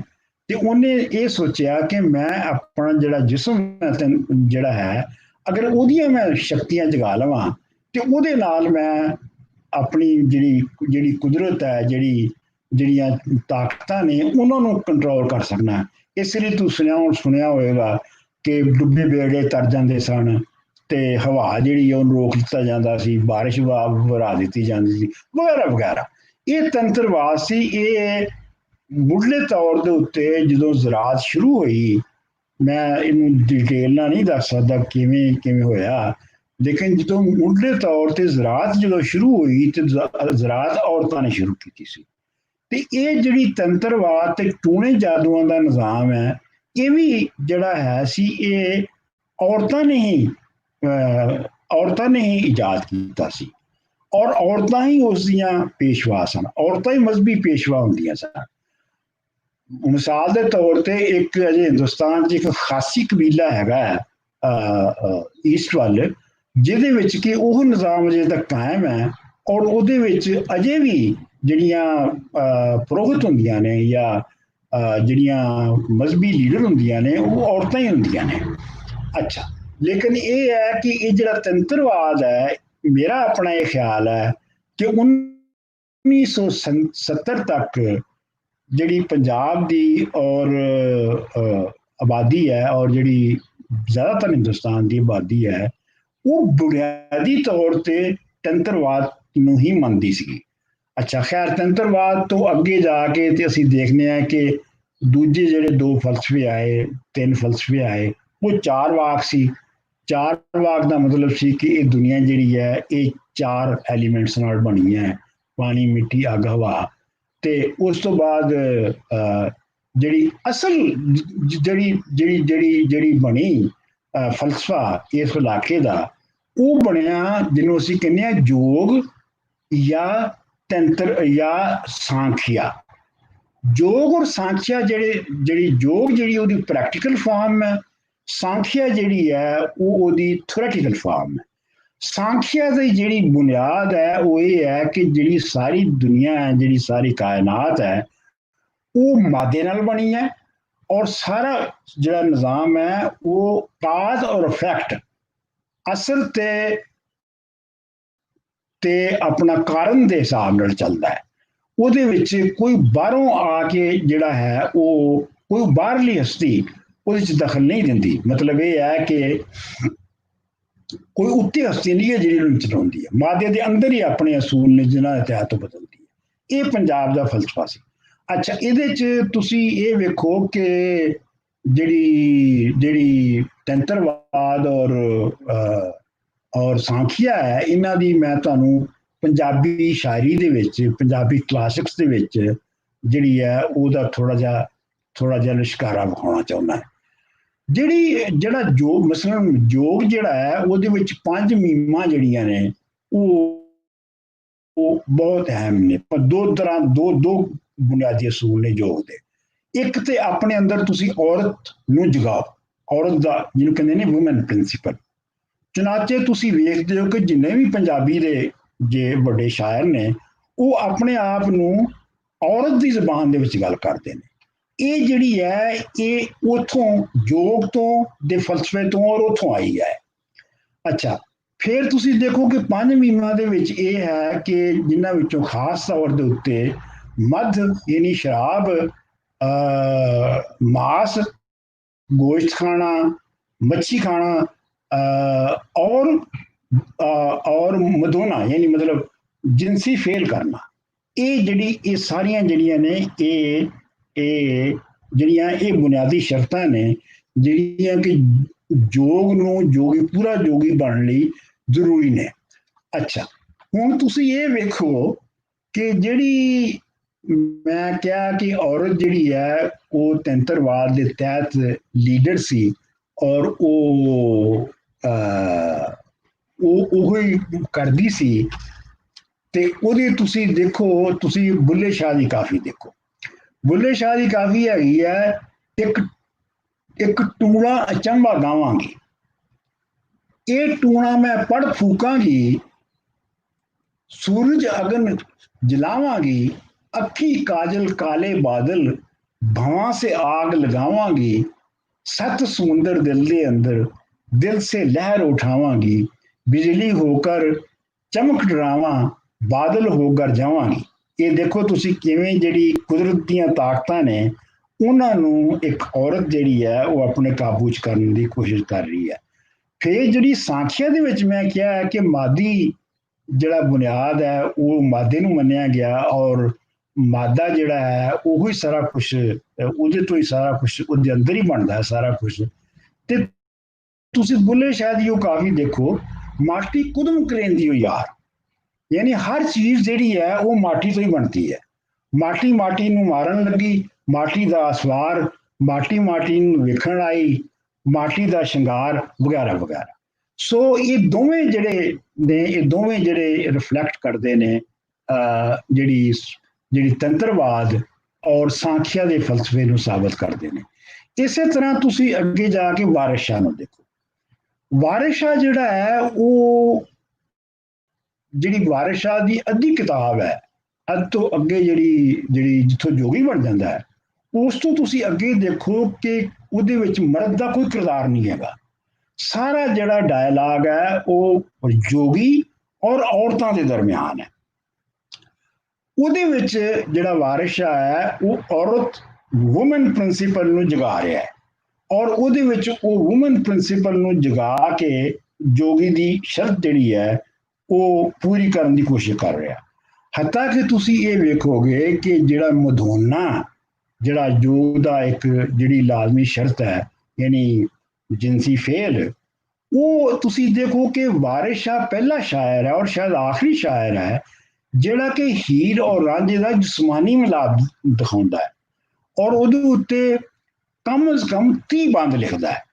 ਆਪਣਾ ਕਿਸੇ ਕਹਿ ਨਪੀੜੀਏ ਤੂੰ, ਤੇਰਾ ਰੰਗ ਹੈ ਤੋਰੀ ਦੇ ਫੁੱਲ ਦਾ ਨਹੀਂ, ਤੇਰੀ ਢਾਕਾਂ ਨੂੰ ਕਿਸੇ ਮਰੋੜਿਆ ਏ, ਇਹ ਤਾਂ ਕੰਮ ਹੋਇਆ ਹਿੱਲ ਜੁਲਦਾ ਨਹੀਂ। ਤਾਂ ਮਤਲਬ ਇਹ ਹੈ ਕਿ ਇਹ ਸ਼ਾਹ ਹੁਸੈਨ ਨੂੰ ਤੁਸੀਂ ਦੇਖ ਲਓ ਕਿ ਜਿਹੜੀ ਉਹਨਾਂ ਦੀ ਸ਼ਰਾਬਖੋਰੀ ਹੈ ਔਰ ਜਿਹੜੀ ਉਹਨਾਂ ਦੀ ਜਿਨਸੀ ਖੁੱਲ੍ਹ ਦੇ ਬਾਰੇ ਦੇ ਵਿੱਚ ਸਾਰਾ ਕੁਝ ਆਇਆ ਸੀ, ਇਹਨਾਂ ਦੇ ਪਿੱਛੇ ਤੰਤਰਵਾਦ ਔਰ ਸੰਖਿਆ ਦਾ ਫਲਸਫਾ ਔਰ ਯੋਗ ਦਾ ਫਲਸਫਾ ਜਿਹੜਾ ਹੈ ਇਹ ਹੈ ਸੀ। ਲੇਕਿਨ ਇਹ ਹੈ ਕਿ ਇਹ ਪੰਜਾਬ ਤੱਕ ਜ਼ਿਆਦਾ ਸੀ ਇਹਦਾ ਅਸਰ। ਇਹਦਾ ਅਸਰ ਜਿਹੜਾ ਹੈ ਉਹ ਜਿਹੜੀ ਨਾਰਥ ਇੰਡੀਆ ਦੇ ਬਾਕੀ ਇਲਾਕੇ ਸਨ ਉੱਥੇ ਨਹੀਂ ਹੋਇਆ, ਕਿਉਂਕਿ ਉੱਥੇ ਜਿਹੜੀ ਬ੍ਰਹਮਣਵਾਦ ਸੀ ਉਹ ਜ਼ਿਆਦਾ ਤੇਜ਼ੀ ਨਾਲ ਫੈਲਿਆ। ਉਹਦੀ ਪ੍ਰੋਬੇਬਲੀ ਵਜ੍ਹਾ ਇਹ ਵੀ ਸੀਗੀ ਕਿ ਉੱਥੇ ਸਰਪਲਸ ਜ਼ਿਆਦਾ ਪੈਦਾ ਹੋਣਾ ਸ਼ੁਰੂ ਹੋ ਗਿਆ ਸੀ। ਵੈਸਟਰਨ ਪੰਜਾਬ ਦੇ ਵਿੱਚ ਜਿਹੜਾ ਮੀਂਹ ਸੀ ਉਹ ਕੋਈ 4 ਤੋਂ 7 ਇੰਚ ਸਾਲ ਦਾ ਔਸਤ ਪੈਂਦਾ ਸੀਗਾ, ਲੇਕਿਨ ਜਿਹੜੀ ਗੰਗਾ ਜਮਨਾ ਵੈਲੀ ਹੈ ਉਹਦੇ 40 ਇੰਚ ਪੈਂਦਾ ਸੀ। ਲਿਹਾਜ਼ਾ ਇੱਥੋਂ ਹੀ ਬੰਦਿਆਂ ਨੂੰ ਗੁਲਾਮ ਕਰਕੇ ਲਿਜਾ ਕੇ ਉਹਨੂੰ ਆਬਾਦ ਕੀਤਾ ਗਿਆ ਔਰ ਉੱਥੋਂ ਬਹੁਤ ਸਰਪਲਸ ਇਕੱਠਾ ਹੋਇਆ। ਉਸ ਸਰਪਲਸ ਦੇ ਉੱਤੇ ਜਿਹੜੇ ਨੇ ਉਹ ਨਵੇਂ ਮਜ਼ਹਬੀ ਔਰ ਜੰਗਜੂ ਤਬਕੇ ਜਿਹੜੇ ਨੇ ਉਹ ਬਹੁਤ ਵੱਡੇ ਤਰੀਕੇ ਨਾਲ ਪੈਦਾ ਹੋਏ। ਪੰਜਾਬ ਵਿੱਚ ਬੜੀ ਦੇਰ ਤੱਕ ਪੁਰਾਣਾ ਸਿਸਟਮ ਹੀ ਚੱਲਦਾ ਰਿਹਾ। ਇਹ ਮੈਂ ਆਖਰੀ ਜਿਹੜੀ ਗੱਲ, ਕਿਉਂਕਿ ਮੈਨੂੰ ਪਤਾ ਹੈ ਕਿ ਟਾਈਮ ਬਹੁਤ ਹੋ ਗਿਆ ਹੈ, ਗੱਲਾਂ ਬਹੁਤ ਨੇ ਤੇ ਟਾਈਮ ਬਹੁਤ ਥੋੜਾ ਹੈ। ਆਖਰੀ ਗੱਲ ਜਿਹੜੀ ਮੈਂ ਕਹਿਣਾ ਚਾਹੁੰਦਾ ਹੈ ਕਿ ਤੁਸੀਂ ਇਹ ਵੇਖੋ ਕਿ ਜਿਹੜੀ ਪੰਜਾਬ ਦੇ ਵਿੱਚ ਜਿਹੜੀ ਬ੍ਰਹਮਣਵਾਦ ਹੈ ਉਹ ਪੰਜਾਬ ਦੇ ਵਿੱਚ ਬਹੁਤ ਥੋੜੇ ਚਿਰ ਲਈ ਆਇਆ, ਕਿਉਂਕਿ ਤੁਸੀਂ ਸਭ ਤੋਂ ਪਹਿਲੀ ਜਿਹੜੀ ਬਾਦਸ਼ਾਹੀ ਆਈ ਹੈ ਉਹ ਮੌਰੀਆਵਾਂ ਦੀ ਆਈ ਹੈ, ਚੰਦਰਗੁਪਤ ਮੌਰੀਆ ਦੀ। ਚੰਦਰਗੁਪਤ ਮੌਰੀਆ ਖੁਦ ਜਿਹੜਾ ਸੀ ਉਹ ਜੈਨ ਮਤ ਦਾ ਮੰਨਣ ਵਾਲਾ ਸੀ। ਜਿਹੜਾ ਕੁਟਲੀਆ ਉਹਦਾ ਸਭ ਤੋਂ ਦਾਨਸ਼ਵਰ ਸੀ, ਕੁਟਲੀਆ ਜਾਂ ਚਾਣਕੀਆ, ਉਹ ਵੀ ਜੈਨ ਮਤ ਦਾ ਮੰਨਣ ਵਾਲਾ ਸੀ। ਲਿਹਾਜ਼ਾ ਉਹ ਤੇ ਚੰਦਰਗੁਪਤ ਮੌਰੀਆ ਦੇ ਬਾਰੇ ਚ ਕਿਹਾ ਵੀ ਜਾਂਦਾ ਹੈ ਕਿ ਉਹ ਆਖਰੀ ਉਮਰ ਦੇ ਵਿੱਚ ਜਿਹੜਾ ਹੈ ਉਹ ਜੈਨ ਦਰਵੇਸ਼ ਹੋ ਗਿਆ ਸੀ। ਅਸ਼ੋਕਾ ਜਿਹੜਾ ਹੈ ਉਹ ਬੁੱਧ ਹੋ ਗਿਆ ਸੀ, ਤੇ ਅਸ਼ੋਕਾ ਜਿਹੜਾ ਉਹਨੇ ਬੁੱਧ ਮਤ ਨੂੰ ਦਾ ਪ੍ਰਚਾਰ ਕੀਤਾ। ਜਿਹੜੇ ਅਸ਼ੋਕਾ ਦੀਆਂ ਜਿਹੜੀਆਂ ਸਕ੍ਰਿਪਸ਼ਨ ਮਿਲਦੀਆਂ ਨੇ ਇੱਧਰ ਉੱਧਰ ਲਿਖੀਆਂ, ਉਹ ਆਪਣਾ ਲੋਕਲ ਪ੍ਰਾਕ੍ਰਿਤ ਦੀ ਜ਼ਬਾਨ ਦੇ ਵਿੱਚ ਨੇ ਔਰ ਬ੍ਰਾਹਮਣੀ ਦੇ ਵਿੱਚ ਵੀ ਨੇ, ਲੇਕਿਨ ਉਹਨਾਂ ਵਿੱਚ ਜਿਹੜਾ ਸਕ੍ਰਿਪਟ ਯੂਜ਼ ਹੋਇਆ ਉਹ ਖਰੋਸ਼ਤੀ ਹੈ। ਖਰੋਸ਼ਤੀ ਜਿਹੜਾ ਹੈ ਉਹ ਸੱਜੇ ਹੱਥ ਤੋਂ ਖੱਬੇ ਹੱਥ ਨੂੰ ਲਿਖਿਆ ਜਾਂਦਾ ਸੀ। ਇਹ 4ਵੀਂ-5ਵੀਂ ਸਦੀ ਤੱਕ ਪੰਜਾਬ ਦੇ ਵਿੱਚ ਖਰੋਸ਼ਤੀ ਲਿਪੀ ਹੀ ਚੱਲਦੀ ਸੀ। ਇਸ ਤੋਂ ਬਾਅਦ ਜਿਹੜੀ ਹੈ ਉਹ ਬ੍ਰਾਹਮਣੀ ਲਿਪੀ ਜਿਹੜੀ ਹੈ ਉਹ ਆਈ। ਅੱਛਾ, ਹੁਣ ਉਸ ਤੋਂ ਬਾਅਦ ਤੁਸੀਂ ਦੇਖੋ ਕਿ ਮੌਰੀਆਵਾਂ ਤੋਂ ਬਾਅਦ ਇੱਥੇ ਬੁੱਧ ਮਤ ਆ ਗਿਆ। ਬੁੱਧ ਮਤ ਜਿਹੜਾ ਹੈ ਉਹ ਤੇ ਸੰਸਕ੍ਰਿਤ ਨੂੰ ਯੂਜ਼ ਹੀ ਨਹੀਂ ਸੀ ਕਰਦਾ, ਉਹ ਤੇ ਕਰਦਾ ਸੀ ਯੂਜ਼ ਬੁਨਿਆਦੀ ਤੌਰ ਤੇ ਲੋਕਲ ਪ੍ਰਾਕ੍ਰਿਤਾਂ ਨੂੰ, ਕਿਉਂਕਿ ਉਹਦੇ ਵਿੱਚ ਆਮ ਜਿਹੜੇ ਮਾੜੇ ਬੰਦੇ ਔਰ ਮਾੜੀਆਂ ਜ਼ਨਾਨੀਆਂ ਸਨ ਉਹ ਜਿਹੜੇ ਉਹਦੇ ਸੰਗ ਵਿੱਚ ਸ਼ਾਮਲ ਹੁੰਦੀਆਂ ਸਨ, ਉਹਨਾਂ ਨੂੰ ਸੰਸਕ੍ਰਿਤ ਆਉਂਦੀ ਨਹੀਂ ਸੀ। ਇਸ ਵਾਸਤੇ ਉਹਨਾਂ ਨੇ ਵੀ ਜਿਹੜਾ ਹੈ ਉਹ ਲੋਕਲ ਪ੍ਰਾਕ੍ਰਿਤਾਂ ਨੂੰ, ਜਿਹੜੀ ਮੁਕਾਮੀ ਜ਼ਬਾਨਾਂ ਜਿਹੜੀਆਂ ਸਨ ਉਹਨਾਂ ਨੂੰ ਹੀ ਉਹਨਾਂ ਨੇ ਵਰਤਿਆ ਆਪਣੀ ਪ੍ਰਚਾਰ ਵਾਸਤੇ। ਇਸ ਤੋਂ ਬਾਅਦ ਤੁਸੀਂ ਦੇਖੋ ਕਿ 2 ਵੱਡੇ ਬਾਦਸ਼ਾਹ ਪੰਜਾਬ ਚ ਆਏ। ਇੱਕ ਮਨਿੰਦਰ ਜਿਹੜਾ ਯੂਨਾਨੀ ਸੀ ਉਹ ਵੀ ਬੁੱਧ ਸੀ, ਔਰ ਦੂਜਾ ਕਨਿਸ਼ਕ ਸੀ ਉਹ ਵੀ ਯੂਨਾਨੀ ਸੀ, ਔਰ ਇਹ ਦੋਨੋਂ ਬੁੱਧ ਮਤ ਦੇ ਬਹੁਤ ਵੱਡੇ ਮੰਨਣ ਵਾਲੇ ਸਨ। ਬਲਕਿ ਜਿਹੜਾ ਕਨਿਸ਼ਕ ਸੀ ਉਹਦੇ ਜ਼ਮਾਨੇ ਦੇ ਵਿੱਚ ਜਿਹੜੀ ਚੀਨ ਦੇ ਵਿੱਚ ਪੰਜਾਬ ਤੋਂ ਜਾ ਕੇ ਬੁੱਧ ਮਤ ਦਾ ਪ੍ਰਚਾਰ ਹੋਇਆ। ਬਲਕਿ ਤੁਸੀਂ ਇਹ ਦੇਖੋ ਕਿ ਜਿਹੜੀ 6ਵੀਂ-7ਵੀਂ ਸਦੀ ਦੇ ਵਿੱਚ ਤੱਕ ਜਿਹੜੀ ਹੈ ਬੁੱਧ ਮਤ ਉਹ ਜਿਹੜੀ ਪੰਜਾਬ ਦੇ ਵਿੱਚ ਅਜੇ ਤੱਕ ਮੌਜੂਦ ਸੀਗੀ। ਜਦੋਂ ਮੁਹੰਮਦ ਬਿਨ ਕਾਸਿਮ ਨੇ ਹਮਲਾ ਕੀਤਾ ਸਿੰਧ ਦੇ ਉੱਤੇ, ਤੇ ਉਸ ਵੇਲੇ ਇਹ ਸਭ ਮੰਨਦੇ ਨੇ ਕਿ ਜਿਹੜੀ ਸਿੰਧ ਦੀ ਮੈਜੋਰਿਟੀ ਦੀ ਜਿਹੜਾ ਮਜ਼ਹਬ ਸੀ ਉਹ ਬੁੱਧ ਮਤ ਸੀ, ਲੇਕਿਨ ਹਾਕਮ ਜਿਹੜੇ ਸਨ ਉਹ ਬ੍ਰਹਮਣਵਾਦ ਦੇ ਮੰਨਣ ਵਾਲੇ ਸਨ, ਔਰ ਇਹ ਬਹੁਤ ਵੱਡੀ ਬੁਨਿਆਦੀ ਕੰਟਰਾਡਿਕਸ਼ਨ ਸੀ, ਜਿਹਦੀ ਵਜ੍ਹਾ ਤੋਂ ਮੁਹੰਮਦ ਬਿਨ ਕਾਸਿਮ ਨੂੰ ਕਾਮਯਾਬੀ ਹੋਈ ਔਰ ਜਿਹੜੀ ਰਾਜਾ ਦਾਹਰ ਸੀ ਜਿਹੜਾ ਬ੍ਰਹਮਣਵਾਦੀ ਸੀ ਉਹਨੂੰ ਸ਼ਿਕਸਤ ਹੋਈ। ਮੇਰਾ ਆਪਣਾ ਇਹ ਖਿਆਲ ਹੈ ਕਿ ਜਿਹੜਾ ਪੰਜਾਬ ਹੈ, ਪੰਜਾਬ ਦੇ ਵਿੱਚ ਵੀ 6ਵੀਂ-7ਵੀਂ ਸਦੀ ਤੱਕ ਜਿਹੜਾ ਹੈਗਾ ਉਹ ਸੀ। ਇਸ ਤੋਂ ਬਾਅਦ ਕੋਈ 2 ਸਦੀਆਂ ਆਉਂਦੀਆਂ ਨੇ ਜਿਨ੍ਹਾਂ ਵਿੱਚ ਤੁਸੀਂ ਇਹ ਕਹਿ ਸਕਦੇ ਹੋ ਕਿ ਬ੍ਰਹਮਣਵਾਦ ਨੂੰ ਕੁਝ ਅਪਰ ਹੈਂਡ ਮਿਲਿਆ ਹੋਏਗਾ ਪੰਜਾਬ 'ਚ। ਲੇਕਿਨ ਫਿਰ ਅਸੀਂ ਦੇਖਦੇ ਹਾਂ ਕਿ 11ਵੀਂ ਸਦੀ 'ਚ ਫਿਰ ਮੁਸਲਮਾਨ ਆ ਗਏ ਔਰ ਫਿਰ ਮੁਸਲਮਾਨਾਂ ਦੀ ਹਕੂਮਤ ਹੋ ਗਈ, ਤੇ ਉਹਦੇ ਵਿੱਚ ਤੇ ਫਿਰ ਬ੍ਰਹਮਣਵਾਦੀ ਜਿਹੜੇ ਪੰਡਿਤ ਸਨ ਔਰ ਉਹ ਤੇ ਅਲ-ਬਰੂਨੀ ਦੇ ਮੁਤਾਬਕ ਵੈਸੇ ਹੀ ਪੰਜਾਬ 'ਚੋਂ ਨੱਸ ਗਏ ਸਨ।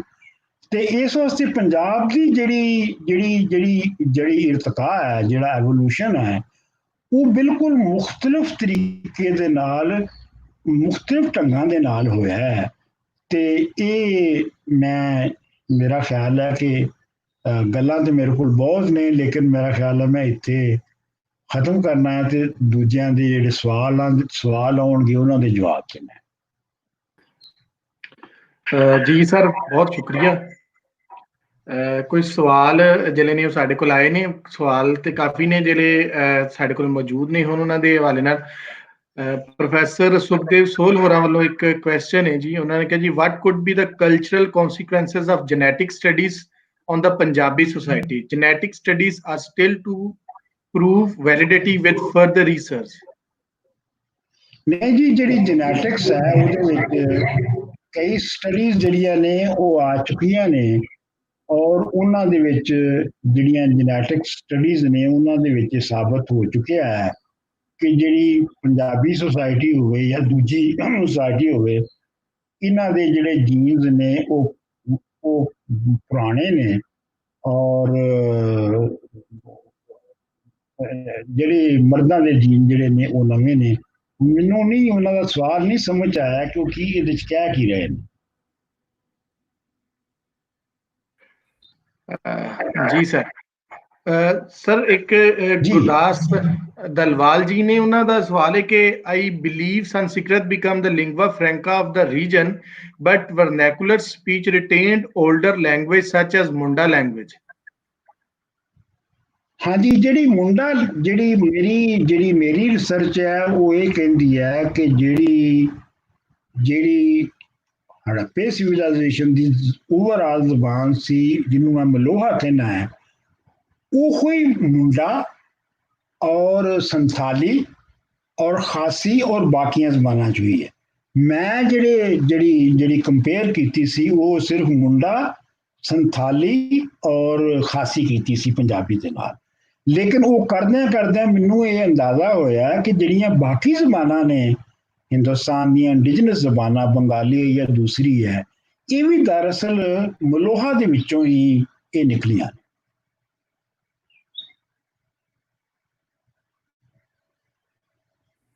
ਜੀ ਸਰ ਆਮਰ ਰਿਆਜ਼ ਟੂਟੂ ਹੋਰਾਂ ਵੱਲੋਂ ਇਹ ਕੁਐਸਚਨ ਆਇਆ ਕਿ the theory of outsider invaders needs deconstruction and it suited colonial empire, so they promoted it extensively. फिर सवाल ਨੂੰ ਦੁਹਰਾਓ ਜ਼ਰਾ, ਮੈਨੂੰ ਸਾਫ਼ ਤਰ੍ਹਾਂ ਸਮਝਾਓ। ਜੀ theory of outsiders invaders needs deconstruction and it suited colonial empire. ਹਾਂਜੀ, ਉਹ ਮੈਂ ਰਿਆਜ਼ ਟੂਟੂ ਹੋਣਾ ਦਾ ਜਵਾਬ ਮੈਂ ਦੇ ਦੇਣਾ ਹੈ ਕਿ ਇਹ ਜਿਹੜੀ ਬਹਿਸ ਸੀਗੀ ਕਿ ਜਿਹੜੇ ਆਰੀਆ ਨੇ ਉਹ ਬਾਹਰੋਂ ਆਏ ਸਨ ਕਿ ਨਹੀਂ ਆਏ ਸਨ, ਇਹ ਗੱਲ ਉਹਨਾਂ ਦੀ ਦਰੁਸਤ ਹੈ ਕਿ ਜਿਹੜੇ ਯੂਰਪੀਅਨ ਸਨ ਉਹਨਾਂ ਨੇ ਆਪਣੀ ਜਸਟੀਫਿਕੇਸ਼ਨ ਲਈ ਇਹ ਥਿਊਰੀ ਪਹਿਲੇ ਘੜੀ ਸੀ ਕਿ ਆਰੀਆ ਆਏ ਸਨ ਤੇ ਅਸੀਂ ਵੀ ਆਰੀਆ ਹੀ ਹਾਂ ਤੇ ਇਸ ਲਈ ਕੋਈ ਖਾਸ ਗੱਲ ਨਹੀਂ। ਇਹ ਗੱਲ ਸਹੀ ਹੈ, ਲੇਕਿਨ ਹੁਣ ਜਿਹੜੀ ਜੈਨੇਟਿਕਸ ਦੇ ਨਾਲ ਜਿਹੜੀ ਰਿਸਰਚ ਹੋਈ ਹੈ ਉਹਦੇ ਸਾਹਮਣੇ ਜਿਹੜੀ ਹੈ ਉਹ ਬਾਕੀ तमाम ਥਿਊਰੀਜ਼ ਜਿਹੜੀਆਂ ਨੇ ਉਹ ਦੁਰਸਤ ਨਹੀਂ ਰਹੀਆਂ। ਹੁਣ ਇਹ ਡੈਫੀਨੇਟਲੀ ਸਾਬਤ ਹੋ ਗਿਆ। ਇਹ ਅਲੱਗ ਗੱਲ ਹੈ ਕਿ ਜਿਹੜੇ ਆਰੀਆ ਆਏ 1300 BC ਦੇ ਵਿੱਚ ਆਏ, ਉਹ ਕੋਈ ਹਮਲਾ ਇੱਕ ਵਾਰ ਇੰਜ ਨਹੀਂ ਹੋਇਆ ਕਿ ਉਹਨਾਂ ਨੇ ਆ ਕੇ ਇੱਕ ਫੌਜ ਬਣਾ ਕੇ ਹਮਲਾ ਕਰ ਦਿੱਤਾ। ਉਹ ਕਾਫਲਿਆਂ ਔਰ ਉਹ ਕਈ ਹਜ਼ਾਰ ਸਾਲਾਂ ਤੱਕ ਆਉਂਦੇ ਰਹੇ ਔਰ ਆ ਕੇ ਉਹ ਕਬਜ਼ਾ ਕਰਦੇ ਰਹੇ। ਇਹਦੇ ਉੱਤੇ ਕੋਈ ਜਿਹੜੀ ਹੈ ਉਹ ਦੋ ਰਾਏ ਨਹੀਂ ਹੈ ਔਰ ਸ਼ਰਮਾ ਔਰ ਬਾਕੀਆਂ ਸਾਰਿਆਂ ਨੇ ਇਹ ਗੱਲ ਜਿਹੜੀ ਹੈ ਮੰਨੀ ਹੈ ਕਿ ਜਿਹੜੀ ਹੈ ਨਹੀਂ ਉਹਨਾਂ ਨੂੰ ਜਿਹੜਾ ਐਡਵਾਂਟੇਜ ਸੀ ਉਹ ਰੱਥਾਂ ਦਾ ਔਰ ਘੋੜਿਆਂ ਦਾ ਸੀ। ਔਰ ਜੈਨੇਟਿਕਸ ਦੇ ਅੱਗੇ ਤੇ ਤੁਸੀਂ ਸਵਾਲ ਤੁਸੀਂ ਨਹੀਂ ਨਾ ਉਹਨੂੰ ਝੂਠਾ ਨਹੀਂ ਨਾ ਕਹਿ ਸਕਦੇ। ਉਹ ਤੇ ਤੁਸੀਂ ਨਹੀਂ ਨਾ ਕਹਿ ਸਕਦੇ ਕਿ ਇਹ ਐਵੇਂ ਬਣਾਈ ਗਈ ਥਿਊਰੀ। ਉਹ 19ਵੀਂ ਸਦੀ ਜਿਸ ਤਰ੍ਹਾਂ ਦੀਆਂ ਥਿਊਰੀਆਂ ਬਣਦੀਆਂ ਸਨ, ਹੁਣ ਤੇ ਨਹੀਂ ਬਣ ਸਕਦੀ।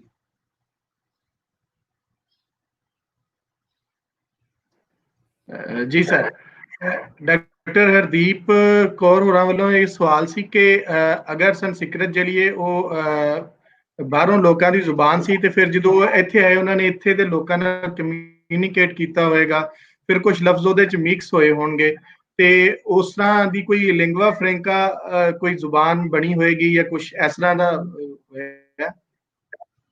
ਨਹੀਂ, ਉਹਦੀ ਵਜ੍ਹਾ ਇਹ ਹੈ ਕਿ ਦੇਖੋ, ਉਹਦੀ ਵਜ੍ਹਾ ਇਹ ਹੈਗੀ ਹੈ ਕਿ ਲਿੰਗਵਾ ਫ੍ਰੈਂਕਾ ਜਿਵੇਂ ਅਸੀਂ ਅੱਜ ਸਮਝਦੇ ਹਾਂ ਨਾ, ਅੱਜ ਜਿਵੇਂ ਅਸੀਂ ਜਿਓਗ੍ਰਾਫਿਕਲੀ ਔਰ ਸੋਸ਼ਲੋਜੀਕਲੀ ਜਿਵੇਂ ਮਿਲੀਆਂ ਹੋਈਆਂ ਸੁਸਾਇਟੀਆਂ ਇਹਨਾਂ ਦੇ ਵਿੱਚ ਬਣਦੀ ਹੈ। ਉਸ ਵੇਲੇ ਜਿਹੜੀ ਜਦੋਂ ਮਸਲਨ ਸਿਕੰਦਰ ਆਇਆ, ਜਦੋਂ ਸਿਕੰਦਰ ਨੇ ਹਮਲਾ ਕੀਤਾ ਪੰਜਾਬ ਦੇ ਉੱਤੇ, ਤੇ ਤੁਸੀਂ ਇਹ ਸਮਝੋ ਕਿ ਕਾਬਲ ਤੋਂ ਲੈ ਕੇ ਤੇ ਜੇਲਮ ਤੱਕ ਰਾਜੇ ਦੀ ਫੋਰਸ ਦੀ ਬਾਦਸ਼ਾਹੀ ਤੱਕ ਕੋਈ 10 ਬਾਦਸ਼ਾਹੀਆਂ ਸਨ, ਮੌਜੂਦ ਸਨ ਉਸ ਵੇਲੇ। 10 ਤਰ੍ਹਾਂ ਦੇ ਬਾਦਸ਼ਾਹ ਸਨ। ਇਹਦਾ ਮਤਲਬ ਹੈ ਕਿ ਬੜੀ ਛੋਟੀਆਂ ਛੋਟੇ ਇਲਾਕੇ ਜਿਹੜੇ ਸਨ ਉਹਨਾਂ ਦੀ ਬਾਦਸ਼ਾਹ ਸੀ, ਤੇ ਉਹਨਾਂ ਦੇ ਵਿੱਚ ਆਪਣੀਆਂ ਆਪਣੀਆਂ ਮੁਕਾਮੀ ਜ਼ਬਾਨਾਂ ਜਿਹੜੀਆਂ ਨੇ ਉਹ ਬੋਲੀਆਂ ਜਾਂਦੀਆਂ ਹੋਣਗੀਆਂ, ਔਰ ਕੋਈ ਕੋਈ ਇੱਕ ਜ਼ਬਾਨ ਜਿਹੜੀ ਹੈ ਉਹ ਨਹੀਂ ਬਣੀ ਹੋਏਗੀ। ਦੂਜੀ ਮੈਂ ਗੱਲ ਇਹ ਕਹਿਣਾ ਕਿ ਜੇ ਉਹ ਐਸੀ ਕੋਈ ਸੂਰਤ ਹੁੰਦੀ ਤੇ ਜਿਹੜੀ ਆਪਣਾ ਮੌਰੀਆ ਸਲਤਨਤ ਹੈ, ਮੌਰੀਆ ਜਿਹੜੇ ਹੈ ਉਸ ਜ਼ਬਾਨ ਨੂੰ ਜ਼ਰੂਰ ਅਪਣਾਉਂਦੇ। ਉਹਨਾਂ ਨੇ ਬਿਲਕੁਲ ਨਹੀਂ ਅਪਣਾਈ, ਉਹਨਾਂ ਨੇ ਪ੍ਰਾਕ੍ਰਿਤਾਂ ਦੇ ਉੱਤੇ ਹੀ ਇੱਥੇ ਕੰਮ ਚਲਾਇਆ। ਫਿਰ ਤੁਸੀਂ ਵੇਖੋ ਕਿ ਜੇ ਉਹ ਹੁੰਦੀ ਤੇ ਜਿਹੜੇ ਯੂਨਾਨੀ ਸਨ ਉਹ ਕਰਦੇ, ਉਹਨਾਂ ਨੇ ਉਹ ਨਹੀਂ ਕੀਤਾ। ਤੇ ਇਸ ਲਈ ਮੈਨੂੰ ਇਹ ਲੱਗਦਾ ਹੈ ਕਿ ਜਿਹੜੀ ਸੰਸਕ੍ਰਿਤ ਹੈ ਇਹ ਇੱਕ ਐਲੀਟ ਦੀ ਜ਼ਬਾਨ ਜ਼ਰੂਰ ਸੀਗੀ, ਔਰ ਉਹਨਾਂ ਦੇ ਮਜ਼ਹਬੀ ਕੰਮਾਂ ਲਈ ਇਸਤੇਮਾਲ ਹੁੰਦੀ ਸੀ। ਔਰ ਕਿਉਂਕਿ ਉਹਨਾਂ ਨੂੰ ਵਾਧਾ ਇਹ ਸੀ ਕਿ ਉਹ ਪੜ੍ਹਾਈ ਲਿਖਾਈ ਜਿਹੜੀ ਹੈ ਉਹ ਬਾਕਾਇਦਾ ਤੌਰ ਤੇ ਕਰਦੇ ਸਨ। ਤੇ ਲੇਕਿਨ ਇਹ ਹੈ ਕਿ ਉਹਨਾਂ ਨੇ ਲਿਖ ਲਈ, ਬਾਕੀਆਂ ਦੀ ਲਿਖੀ ਨਹੀਂ ਗਈ। ਲੇਕਿਨ ਇਹ ਹੈ ਕਿ ਮੇਰਾ ਨਹੀਂ ਖਿਆਲ ਕਿ ਇਹ ਕੋਈ ਸੰਸਕ੍ਰਿਤ ਦੇ ਨਾਲ ਮਿਲ ਕੇ ਕੋਈ ਕਾਮਨ ਜ਼ਬਾਨ ਇੱਥੇ ਬਣੀ ਹੈ। ਉਹਦੇ ਕੋਈ ਸਬੂਤ ਜਿਹੜੇ ਨੇ ਸਾਨੂੰ ਉਹ ਕਮ ਸੇ ਕਮ 6ਵੀਂ 7ਵੀਂ ਸਦੀ ਤੱਕ ਨਹੀਂ ਮਿਲੇ। ਸ਼ਾਹਿਦ ਮਿਰਜ਼ਾ ਹੋਰਾਂ ਵੱਲੋਂ ਇੱਕ ਕੁਐਸਚਨ ਹੈ, could you please quote the genetic studies which prove the Aryan invasion? ਮੇਰੀ ਜਿਹੜੀ ਕਿਤਾਬ ਹੈ ਨਾ ਜੀ, ਉਹਦੇ ਵਿੱਚ ਮੈਂ ਬਹੁਤ ਸਾਰੀਆਂ ਸਟੱਡੀਜ਼ ਜਿਹੜੀਆਂ ਨੇ ਉਹ ਕੋਟ ਕੀਤੀਆਂ ਨੇ, ਜਿਹੜੀਆਂ ਜੈਨੇਟਿਕਸ ਦੇ ਬੁਨਿਆਦ ਦੇ ਉੱਤੇ ਨੇ। ਤੇ ਮੈਂ ਸ਼ਾਹਿਦ ਮਿਰਜ਼ਾ ਸਾਹਿਬ ਨੂੰ ਰਿਕੁਐਸਟ ਕਰਾਂਗਾ ਕਿ ਉਹ ਜਿਹੜੇ ਮੈਂ ਕਿਤਾਬਾਂ ਔਰ ਆਰਟੀਕਲ ਜਿਹੜੇ ਮੈਂ ਰੈਫਰ ਕੀਤੇ ਨੇ ਉਹਨਾਂ ਉੱਤੇ ਉਹਨਾਂ ਨੂੰ ਉਹ ਦੇਖ ਲੈਣ। ਜੀ ਸਰ, ਬਿਲਕੁਲ ਠੀਕ ਹੈ। ਕਿਤਾਬਾਂ ਦੀ ਲਿਸਟ ਵੀ ਉੱਥੇ ਅਵੇਲੇਬਲ ਹੈ, ਤੁਸੀਂ ਉਹਨਾਂ ਨੂੰ ਵੇਖ ਸਕਦੇ ਹੋ, ਔਰ ਤੁਸੀਂ ਉਹ ਕਿਤਾਬਾਂ ਕਹਿ ਸਕਦੇ ਹੋ। ਜ਼ੁਬੈਰ ਸਾਹਿਬ ਦਾ ਮੈਂ ਥੱਲੇ ਮੈਂਸ਼ਨ ਵੀ ਕੀਤਾ ਸੀ ਕਿ ਤੁਸੀਂ ਉਹਨਾਂ ਦੇ ਨਾਲ ਰਾਬਤਾ ਕਰਕੇ ਜਿਹੜੇ ਦੋਸਤ ਕਹਿ ਰਹੇ ਸਨ ਉਥੋਂ ਉਹ ਕਿਤਾਬਾਂ ਲੈ ਸਕਣਗੇ। ਸਰ, ਤੁਸੀਂ ਗੱਲ ਕੀਤੀ ਕਿ ਹੜੱਪਾ ਜਿਹੜਾ ਉਹ ਛੋਟਾ ਸ਼ਹਿਰ ਸੀ ਔਰ ਮੌਂਜੋ-ਦਾੜੋ ਇੱਕ ਵੱਡਾ ਸ਼ਹਿਰ ਸੀ। ਡਾਕਟਰ ਜਾਨ ਮਾਰਕ ਨਾਇਰ ਦੇ ਨਾਲ ਮੇਰੀ ਮੁਲਾਕਾਤ ਕਾਇਦ-ਏ-ਆਜ਼ਮ ਯੂਨੀਵਰਸਿਟੀ ਦੇ ਜਿਹੜਾ ਟੈਕਸਲਾ ਸੈਂਟਰ ਸੀ ਉੱਥੇ ਉਹਨਾਂ ਦੇ ਨਾਲ ਮੇਰੀ ਮੁਲਾਕਾਤ ਹੋਈ। ਉੱਥੇ ਉਹਨਾਂ ਦਾ ਇੱਕ ਲੈਕਚਰ ਸੀ ਜਿਹਦੇ ਵਿੱਚ ਉਹਨਾਂ ਨੇ ਕਿਹਾ ਕਿ ਜਿਹੜਾ ਹੜੱਪਾ ਇਹ ਬੇਸਿਕਲੀ ਕੈਪੀਟਲ ਸੀ, ਔਰ ਜਿਹੜਾ ਮੌਂਜੋ-ਦਾੜੋ ਇੱਕ ਛੋਟਾ ਸ਼ਹਿਰ ਸੀ ਜਿਹੜਾ ਉਸ ਵੇਲੇ ਟ੍ਰੇਡ ਦੇ ਵਾਸਤੇ ਇਸਤੇਮਾਲ ਹੁੰਦਾ ਸੀ। ਜ਼ਾਹਿਰ ਉੱਥੇ ਵੱਡੀਆਂ ਬਿਲਡਿੰਗਸ ਵਗੈਰਾ ਮੌਜੂਦ ਰਹੀਆਂ, ਪਰ ਹੜੱਪਾ ਇੱਕ ਵੱਡਾ ਸ਼ਹਿਰ ਸੀ। ਉਹ ਜੀ ਉਹਦੀ ਦੇਖੋ ਗੱਲ ਇਹ ਹੈਗੀ ਹੈ ਕਿ ਮੈਂ ਤੇ ਰਿਸਰਚ ਔਰ ਐਵੀਡੈਂਸ ਦੀ ਬੁਨਿਆਦ ਤੇ ਗੱਲ ਕਰ ਰਿਹਾ, ਔਰ ਜਿੱਥੇ ਮੈਂ ਇਹ ਕਿਹਾ ਕਿ ਹੜੱਪਾ ਦੀ ਆਬਾਦੀ 30,000 ਸੀ ਔਰ ਮੌਂਜੋ-ਦਾੜੋ ਦੀ ਆਬਾਦੀ 40,000 ਸੀ, ਉੱਥੇ ਮੈਂ ਰੈਫਰੈਂਸ ਵੀ ਦਿੱਤਾ ਹੈ। ਮੈਂ ਆਪਣੇ ਵੱਲੋਂ ਗੱਲ ਨਹੀਂ ਕੀਤੀ, ਉਹ ਰੈਫਰੈਂਸ ਵੀ ਤੁਸੀਂ ਜਾ ਕੇ ਦੇਖ ਲੈਣਾ ਕਿ ਕਿਹੜੇ ਰਾਈਟਰਸ ਨੇ ਉਹ ਐਸਟੀਮੇਟ ਕੀਤੇ ਨੇ। ਔਰ ਦੂਜੀ ਇਹ ਵੀ ਗੱਲ ਹੈਗੀ ਹੈ ਕਿ ਜਿਹੜੀ ਪਿਛਲੇ 40-50 ਸਾਲਾਂ ਦੇ ਵਿੱਚ ਜਿਹੜੀ ਆਰਕੀਓਲੋਜੀ ਔਰ ਕਾਰਬਨ ਦੀ ਜਿਹੜੀ ਸਟੱਡੀਜ਼ ਨੇ ਉਹਨਾਂ ਦੇ ਨਾਲ ਜਿਹੜੀ ਜਿਹੜੀ ਜਿਹੜੀ ਜਾਣਕਾਰੀ ਨਵੀਂ ਆਈ ਹੈ ਨਾ, ਉਹਦੇ ਨਾਲ ਬਹੁਤ ਕੁਝ ਤਬਦੀਲ ਹੋਇਆ ਹੈ। ਮਿਸਾਲ ਦੇ ਤੌਰ ਤੇ ਇਹ ਜਿਹੜੀ ਸਵਾਲ ਮਿਰਜ਼ਾ ਸਾਹਿਬ ਦਾ ਸੀ ਨਾ ਕਿ ਵੀ ਇਹ ਜਿਹੜੇ ਹੈ ਨੇ ਆਰੀਆ ਬਾਹਰੋਂ ਆਏ ਸਨ ਕਿ ਨਹੀਂ ਆਏ ਸਨ, ਇਹ ਹੁਣ ਜਿਹੜਾ ਜੈਨੇਟਿਕਸ ਦੀ ਸਟੱਡੀ ਦੇਖਣ ਵਾਲੇ ਸਵਾਏ ਹਿੰਦਾਵਤਾ ਦੇ ਮੰਨਣ ਵਾਲਿਆਂ ਦੇ ਹੋਰ ਬਾਕੀ ਸਾਰੇ ਇਸ ਤੇ ਐਗਰੀ ਨੇ। There is no point of dispute on this. ਇਹ ਬਿਲਕੁਲ ਇੱਕ ਮੰਨੀ ਹੋਈ ਹੁਣ ਹਕੀਕਤ ਹੈ ਕਿ ਉਹ 1300 ਕਬਲ ਮਸੀਹ ਦੇ ਵਿੱਚ ਸੈਂਟਰਲ ਏਸ਼ੀਆ ਤੋਂ ਇੱਕ ਬਹੁਤ ਵੱਡਾ ਮਰਦਾਂ ਦਾ ਗਰੁੱਪ ਜਿਹੜਾ ਹੈ ਉਹ ਆਇਆ। ਔਰ ਇਹ ਜਿਹੜੀ ਮੈਨੂੰ ਯਾਦ ਹੈ ਕਿ ਜਿਹੜੀ ਔਰਤਾਂ ਦੀ ਵਾਲੀ ਜਿਹੜੀ ਰਿਸਰਚ ਹੈ ਕਿ ਕਿੰਨੇ ਪਰਸੈਂਟ ਔਰਤਾਂ ਮੁਕਾਮੀ ਸਨ ਤੇ ਮਰਦ ਨਹੀਂ ਸਨ, ਇਹ ਮੇਰੇ ਖਿਆਲ ਸਿਲਵੀਆ ਦੀ ਇੱਕ ਆਰਟੀਕਲ ਹੈਗਾ ਜਿਹਦਾ ਮੈਂ ਕਾਫੀ ਜ਼ਿਕਰ ਕੀਤਾ। ਔਰ ਹੋਰ ਵੀ ਮੈਂ ਜਿਹੜੀ ਹਰ ਗੱਲ ਮੈਂ ਕੀਤੀ ਹੈ ਇਹਦੇ ਵਿੱਚ, ਅੱਜ ਜਿਹੜੀ ਮੈਂ ਗੱਲ ਕੀਤੀ ਹੈ ਉਹਦੇ ਵਿੱਚੋਂ ਹਰ ਗੱਲ ਦਾ ਮੇਰੀ ਕਿਤਾਬਾਂ ਦੇ ਵਿੱਚ ਰੈਫਰੈਂਸ ਹੈ ਔਰ ਸਬੂਤ ਹੈ। ਕੋਈ ਗੱਲ ਮੈਂ ਉਹਨਾਂ ਤੋਂ ਬਾਹਰ ਨਹੀਂ ਕੀਤੀ। ਮੈਂ ਸਬੂਤ ਔਰ ਉਹ ਇਸ ਵਾਸਤੇ ਨਾਲ ਲੈ ਕੇ ਨਹੀਂ ਆਇਆ ਕਿ ਉਸ ਤਰੀਕੇ ਦੇ ਨਾਲ ਲੈਕਚਰ ਬਹੁਤ ਲੰਮਾ ਹੋ ਜਾਏਗਾ ਤੇ ਮੇਰੀ ਗੱਲ ਨਹੀਂ ਹੋ ਪਾਵੇਗੀ। ਜੀ ਸਰ, ਜਸਪ੍ਰੀਤ ਕੌਰ ਹੋਰਾਂ ਵੱਲੋਂ ਇੱਕ ਕੁਐਸਚਨ ਹੈ ਕਿ if there was such a massive male movement out of Central Asia, what is the history of female population left behind? ਇਹ ਜਿਹੜਾ ਨਾ ਇਹ ਮੇਰਾ ਖਿਆਲ ਹੈ ਕਿ ਇਹਦੇ ਬਾਰੇ ਚ ਅਜੇ ਪੂਰੀ ਰਿਸਰਚ ਨਹੀਂ ਹੋਈ ਕਿ ਜਿਹੜੀ ਸੈਂਟਰਲ ਏਸ਼ੀਆ ਦੇ ਵਿੱਚ ਜਦੋਂ ਮੂਵਮੈਂਟ ਹੋਈ ਬਾਹਰ ਨੂੰ, ਮਤਲਬ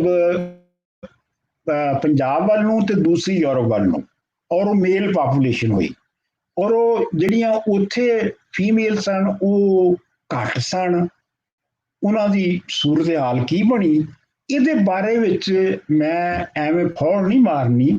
ਇਹਦੇ ਬਾਰੇ ਵਿੱਚ ਅਜੇ ਕੋਈ ਬਹੁਤ ਰਿਸਰਚ ਜਿਹੜੀ ਆ ਉਹ ਮੌਜੂਦ ਨਹੀਂ ਹੈਗੀ। ਇਹ ਗੱਲ ਮੰਨਦੇ ਨੇ ਸਾਰੇ ਕਿ ਸੈਂਟਰਲ ਏਸ਼ੀਆ ਤੋਂ ਦੋਨਾਂ ਪਾਸਿਆਂ ਨੂੰ ਹੀ ਜਿਹੜੀ ਮਰਦਾਂ ਦੀਆਂ ਢਾਣੀਆਂ ਨੇ ਉਹ ਗਈਆਂ, ਲੇਕਿਨ ਉੱਥੇ ਕੀ ਹੋਇਆ ਇਹ ਜਿਹੜੀ ਹੈ ਇਹਦੇ ਬਾਰੇ 'ਚ ਰਿਸਰਚ ਕਰਨੀ ਪਏਗੀ। ਦੂਜੀ ਮੈਂ ਇੱਕ ਜਿਹੜੀ ਗੱਲ ਇੱਥੇ ਨਾਲ ਸ਼ਾਮਲ ਕਰ ਦੇਣਾ ਚਾਹੁੰਦਾ ਕਿ ਜਿਹੜੀ ਉਹਨਾਂ ਦੇ ਸਵਾਲ ਨਾਲ ਰਿਲੇਟਡ ਨਹੀਂ ਹੈ ਲੇਕਿਨ ਮੇਰੇ ਜ਼ਿਹਨ 'ਚ ਆ ਗਈ ਹੈ ਗੱਲ, ਉਹ ਇਹ ਹੈ ਕਿ ਜਿਹੜੀ ਕੰਟੀਨਿਊਟੀ ਹੈ ਨਾ ਪੰਜਾਬੀ ਸਮਾਜ ਦੀ, ਉਹ ਸਭ ਤੋਂ ਜ਼ਿਆਦਾ ਰਾਗ ਦੇ ਵਿੱਚ ਔਰ ਜੋਗੀਆਂ ਔਰ ਸਿੱਧਾਂ ਦੇ ਥਰੂ ਰਹੀ ਹੈ।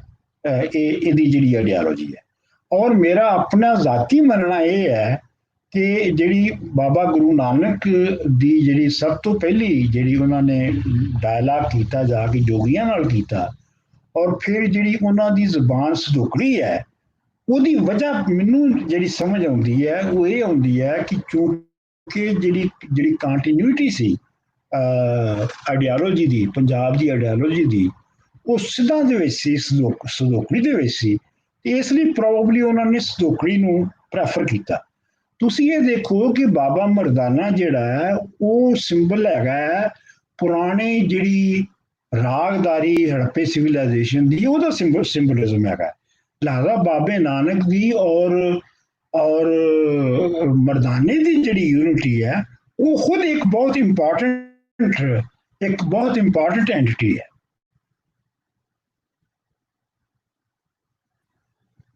ਜੀ ਸਰ, ਬਲਜਿੰਦਰ ਸੰਧੂ ਹੋਰੀ ਨੇ ਸਾਨੂੰ ਵੇਖ ਰਹੇ ਨੇ YouTube ਤੋਂ, ਉਹਨਾਂ ਨੇ ਕਿਹਾ ਕਿ ਸਰ ਵਾਰਿਸ ਸ਼ਾਹ ਵਿੱਚ ਫੀਮੇਲ ਪ੍ਰਿੰਸੀਪਲ ਜੋ ਯੂਜ਼ ਹੋਇਆ ਹੈ ਉਸ ਬਾਰੇ ਹੋਰ ਦੱਸੋ। ਉਹ ਦੇਖੋ ਜੀ, ਉਹਦੇ ਵਿੱਚ ਤੁਸੀਂ ਇਹਨੂੰ ਆਖਰ ਤੋਂ ਸ਼ੁਰੂ ਕਰੋ। ਉਹਦੇ 'ਚ ਆਖਰ ਇਹ ਹੈ ਕਿ ਵਾਰਿਸ ਸ਼ਾਹ ਨੇ ਜਦੋਂ ਐਂਡ ਦੇ ਉੱਤੇ, ਪਹਿਲੇ ਤਾਂ ਮੈਂ ਉਹਨੂੰ ਐਵੇਂ ਇਗਨੋਰ ਕਰ ਦਿੰਦਾ ਹੁੰਦਾ ਸਾਂ, ਲੇਕਿਨ ਇਸ ਵਾਰੀ ਮੈਂ ਉਹਨੂੰ ਕੁਝ ਗੌਰ ਨਾਲ ਵੇਖਿਆ। ਆਖਰ ਦੇ ਉੱਤੇ ਜਦੋਂ ਵਾਰਿਸ ਸ਼ਾਹ ਨੇ ਆਪਣੇ ਡਿਸਾਈਫਰ ਕੀਤੇ ਨਾ ਜਿਹੜੇ ਸਿੰਬਲਸ ਨੇ, ਤੇ ਉਹਨਾਂ ਵਿੱਚ ਉਹਨਾਂ ਨੇ ਕਿਹਾ ਆਖਰ ਦੇ ਬੰਦ 'ਚ ਕਿ ਹੀ ਰੂਹ ਤੇ ਚਾਕ ਕਲਬੂਤ ਜਾਣਾ।